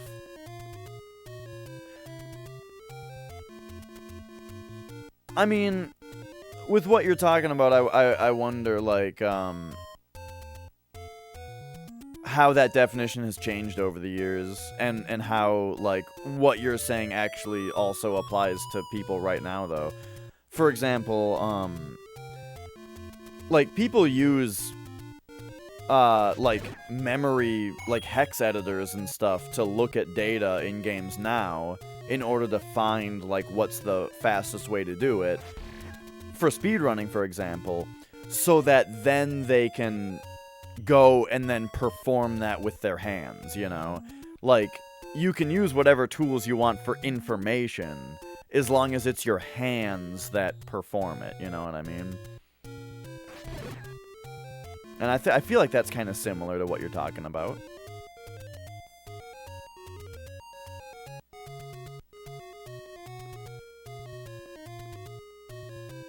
And then it's also a lot different, though, when it's like, you know, whether it's asynchronous competition or synchronous competition, and by that I mean, like, I'm talking about something like speedrunning, where two different people are competing whenever they want for who gets a record, right? That's not something like a PvP game, where it's like both people are in the moment at that time trying to beat each other, right? Then you wouldn't want anybody to have any extra information, not at the moment that it's happening, right? They can research frame data and shit all they want on their own time, but when it's fight time, you know, they both gotta, you know, not have those extra resources handy.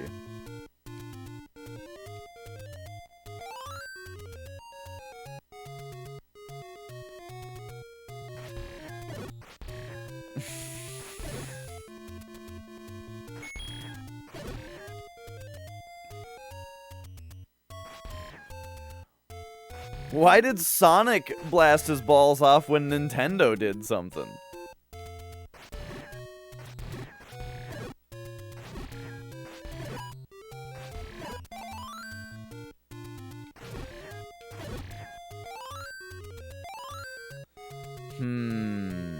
So the thing that I'm, like, most suspicious of, the thing that I really,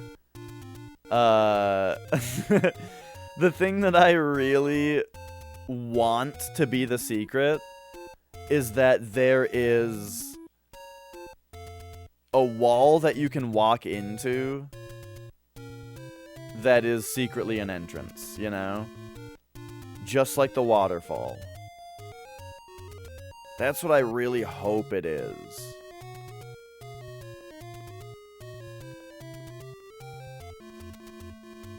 Now, how much of a doozy can they make that? Because on one hand, you could say, well, just like always, I only have to check the squares that don't have exits already. But what if the square below this one has no exit, and you have to, like, walk right here, and you would pass into the next room, and that room would have an exit? That would be more like the secret on the top right of the map. So these are the two things I'm talking about. Ready? Basically, it's like a combination of two existing secrets in the game.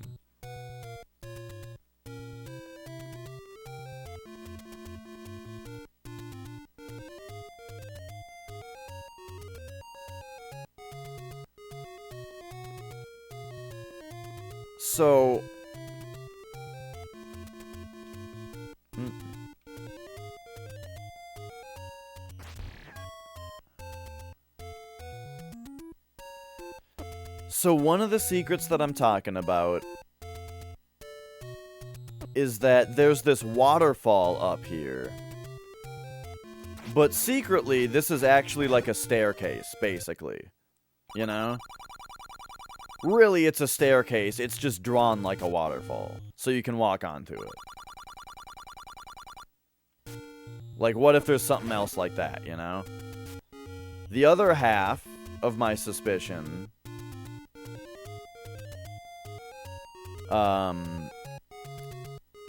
has to do with... I don't think I can get there from this side because of this screen, right? This'll do that.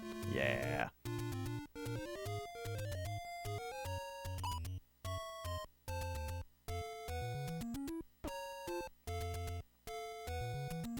Do-do-do. Mm-mm. Mm-mm-mm.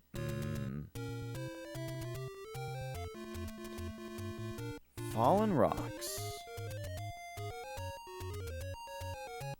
So, well, I'll just explain it to you right now. So on the very top right of the map, you can walk up through some invisible rocks to go through a screen transition, and then there's a cave there. But it won't be something that obvious because we've already been in every square of the map. So whatever place actually has the exit, it's hidden.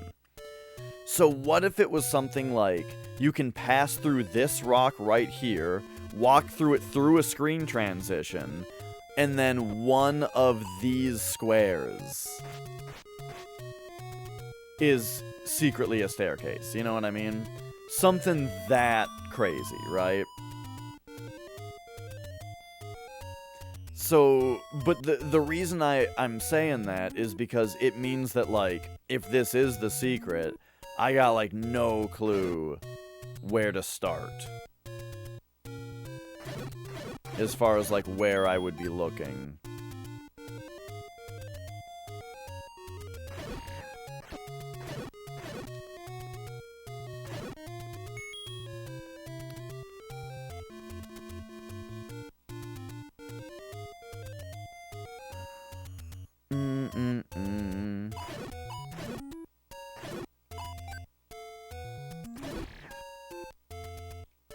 Alright. So I've already played the recorder in every room that didn't already have an exit. I think. You know. That's another thing I gotta double and triple check now.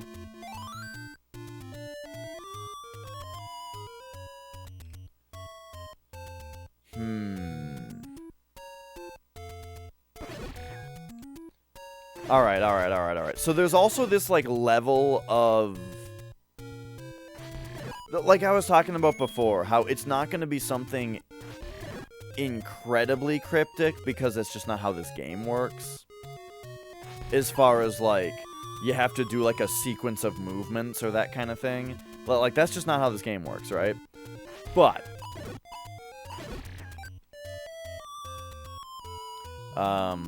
even so... I kind of want to mess around with one other idea.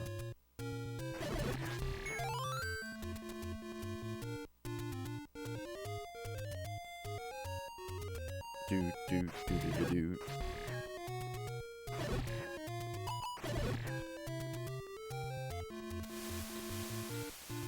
If only that rock had something it could do. I've already kind of done the silly movements I was talking about with it. Whoops. Like where you try to walk inside of things. I already kind of tried that on all the spots here.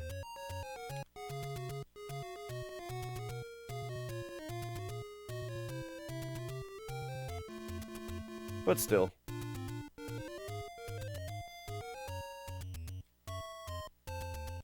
Now, could it be...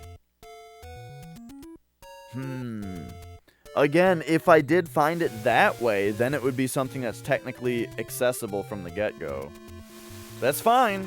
As long as it's super cryptic, that's fine.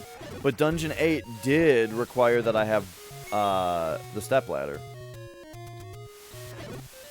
I'm not mentioning bombs because you can get those right away.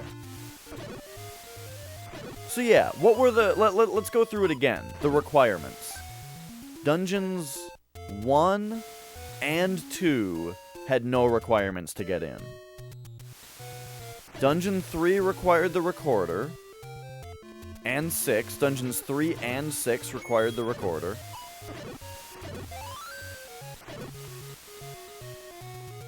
Dungeon 4 required the power thing. Dungeon 5 required the raft. Dungeon 8 required the step ladder. So is there any item that I haven't needed yet? Not one that I think interacts. Again, Magic Wand you get in 8, so I don't think that counts. But, so yeah, no dungeons required, like, the boomerang or the bow, but I don't think that those really interact. That does leave us with no dungeons having required the candle, which is weird. What if we're gonna get bonkers? What if you burn the raft? I don't remember which one of these had the heart container on it.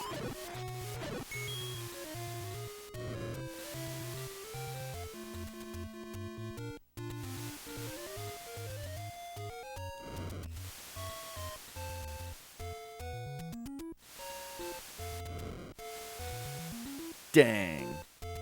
If it's something to do with these rafts, I'm just gonna be so happy. I really want it to be these, you know?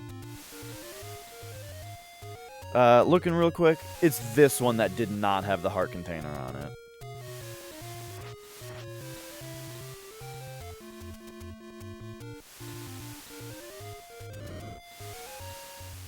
Do-do-do.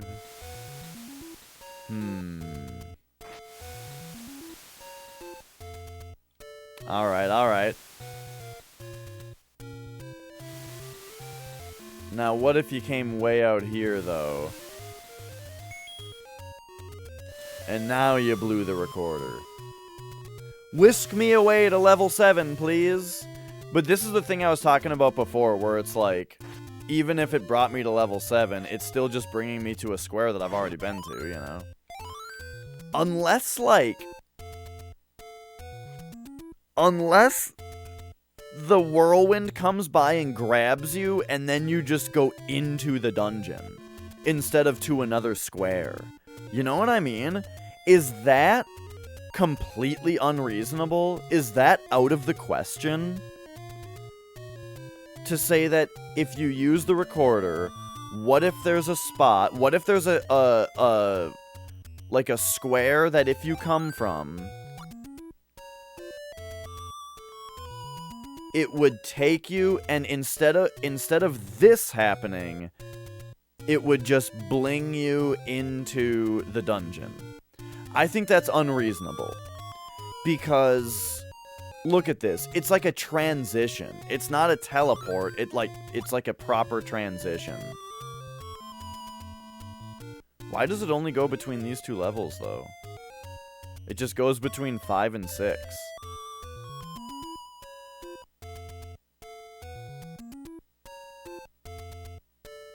Oh, wait. This is 7.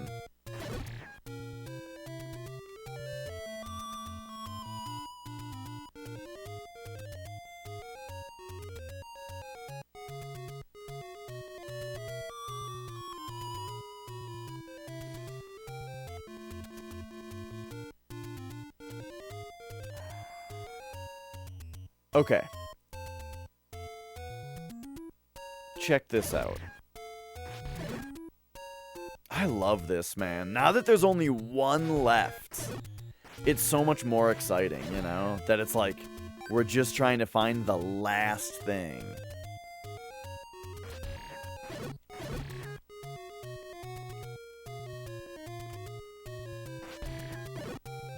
So, what if it's like... Look, I'm gonna go buy more meat. Because we're maxed out on rupees. We got medicine.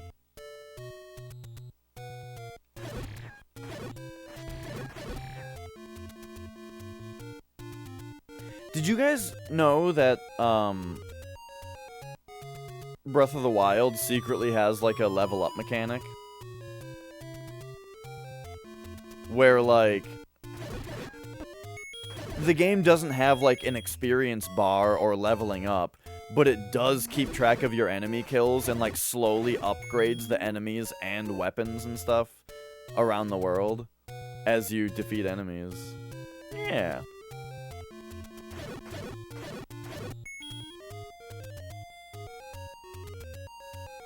So that's like what determines, because at some point in the game, the enemies that you're facing are all stronger and they drop stronger weapons and stuff. And what dictates that? It turns out it's like a hidden experience system.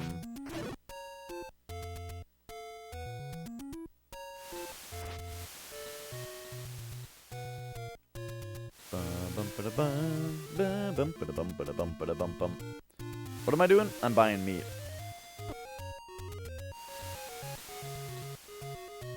Is this just money-making game again? Yeah.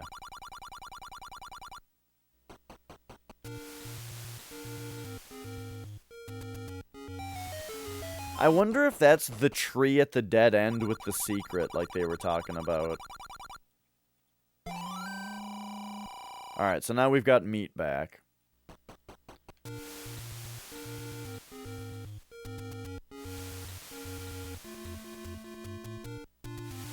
So, this is silly what I'm trying right now, because there can't be a hidden staircase, because this room already has an exit, and then we can't go to the top, because,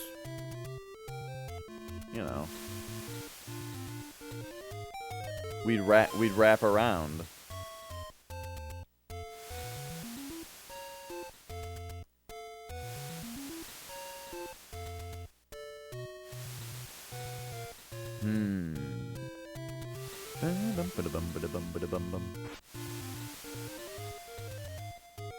Alright. And now up here was just a shop, right?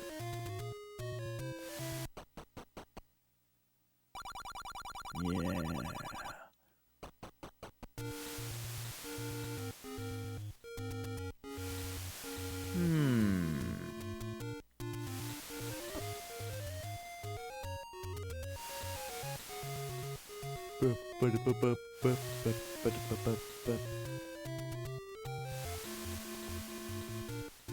So all of these squares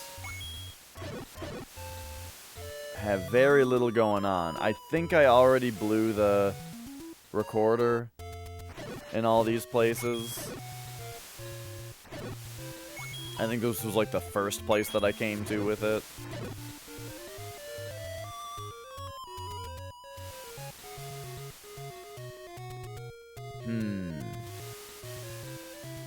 But here it could be what I'm saying. You know what? We're gonna feel these walls.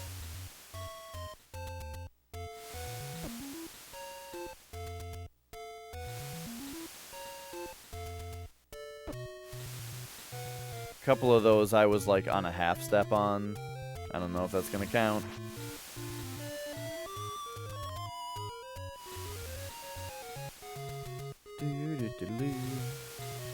Okay. This square, I really want this square to have something cool.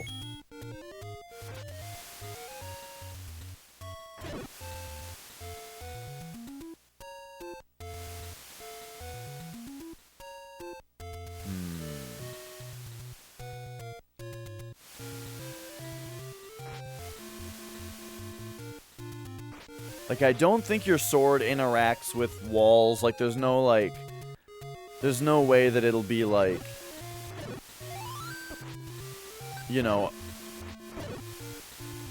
how do you say it?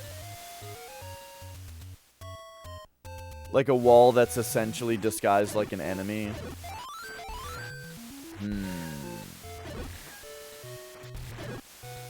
Or I should say an enemy disguised as a wall. Would be like the way that it's programmed to get it to where you can hit the wall. Nah, nothing like that.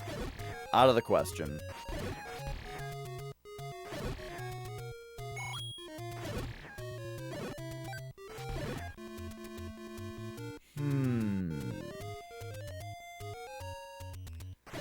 And now we get to this area.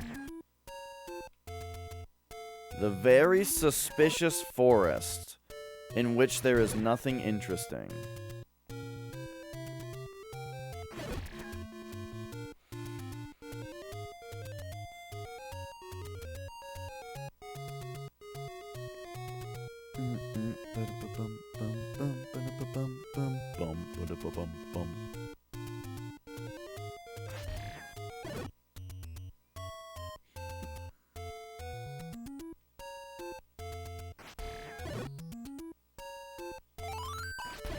Yeah, and I'm racking my brain here, and as long as I refuse to burn bushes anymore, I'm having a lot of trouble coming up with any other way to nudge, to interact, you know?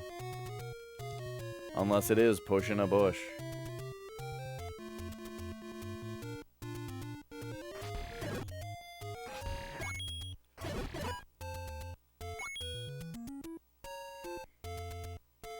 Or, like, what if it's just burning something else? You know, like I was thinking with the raft. Or the dock, I guess it is. Like, but if it is something like that, it's got to be something kind of suspicious, right? Something where we've got reason to try to burn it.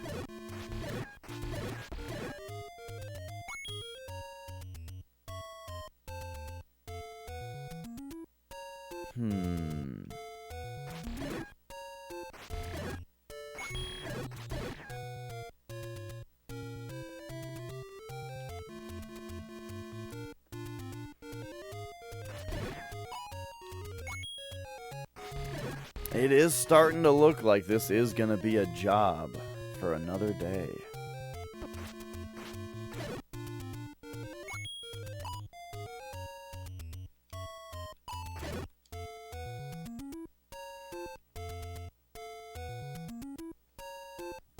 I'll have to rack my brain. But what did we even accomplish today? Just Dungeon 8, really? Oh, yeah. Because today I went around and I did all the recorder stuff. So we got the 5th and final hidden heart container. So yeah, today maximize heart containers. And then did Dungeon 8.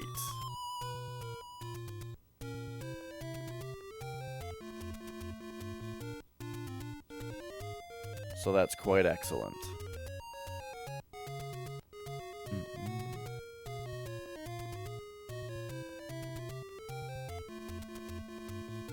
This one was a secret. What was this one again? Oh, this was the pay me for the door guy. Yeah, fuck that guy.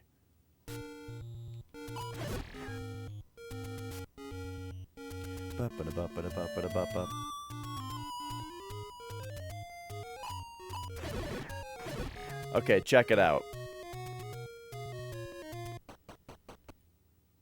This lady's got to know something, right? Fitty. She just says, boy, you're rich. Thought so. Right here, she'll tell us to go northwest, southwest.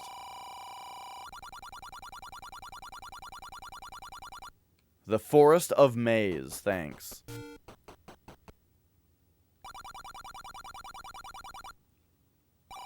And then she just says it's not enough. Alright. Just had to make sure that, you know, one person's hint wasn't changed.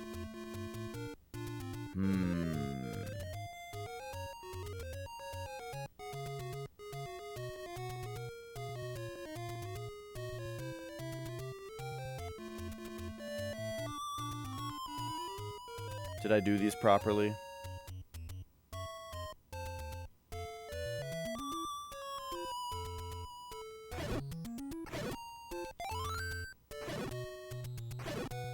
Alright. Remember this idea?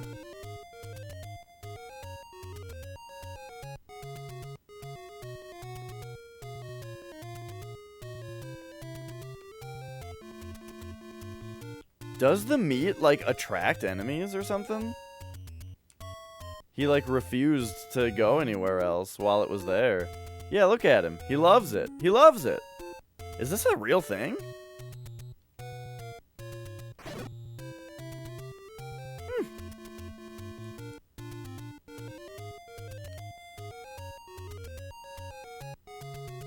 It's called bait? Oh. Interesting.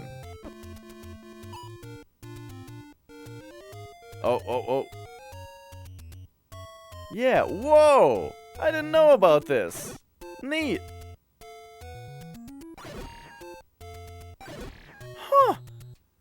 I wonder how good that is in certain situations. Like, what if it's super good against Dark Nuts, you know? Okay, where am I right now? I'm right here.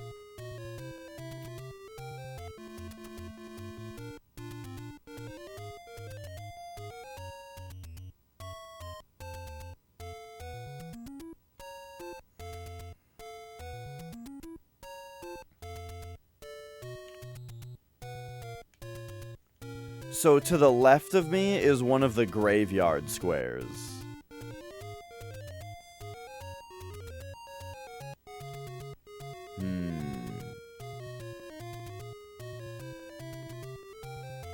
Alright, alright.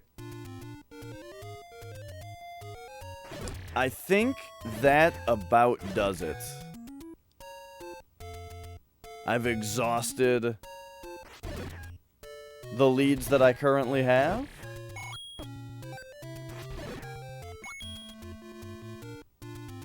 But we will be back another day. I'll find this dungeon.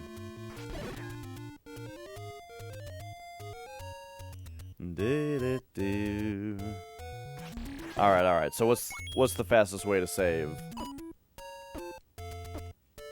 I'm telling you, I tried up plus A once and it didn't work.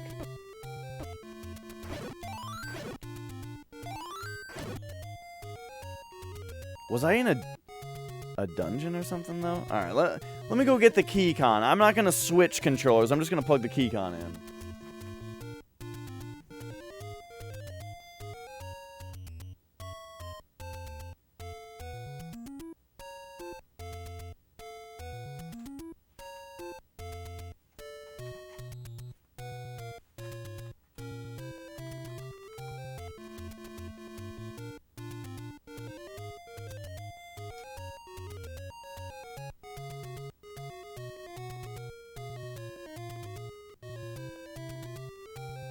Alright, alright. Up plus A.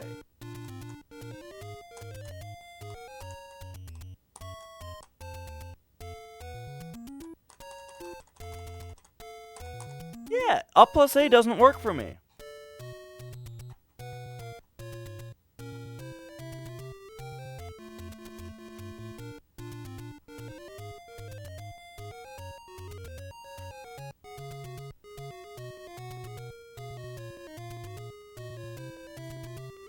Is it just a dungeon thing or something? Oh, you might have to pause first.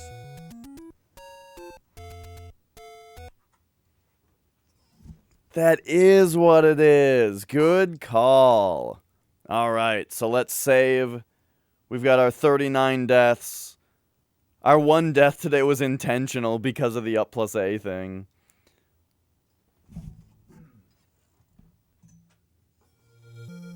Oh, it's doing this again. Is it a hint? What could this be telling us about the entrance to Dungeon 7? Oh, wait, there, it fixed itself. Alright. Well, I am gonna end a little early today, because Flex and I've got a date with Flex. We are gonna go watch NXT. Let's see. Where's my new thing? Is it this? There we go. We're gonna go watch ourselves some NXT. So thanks so much for watching, everybody. It was a good time. I'm very satisfied with Dungeon 8. You know, I think we find whatever there is to find there. Or we found whatever there is to find there. And yeah, I'm gonna be thinking. I'm gonna be having a good old think about where the hell this dungeon's gonna be. In the meantime, do you guys like Shin Megami Tensei? Because Swishface is playing every single Shin Megami Tensei game, all of them, and he's already played most of them. but now he is on to Devil Summoner 2. So I'm going to send you guys over there. He's an Australian streamer, so I rarely get to host him because he's like never streaming while I'm finishing. So here we go. Finally, go say hi to him for me. Have yourselves a good night.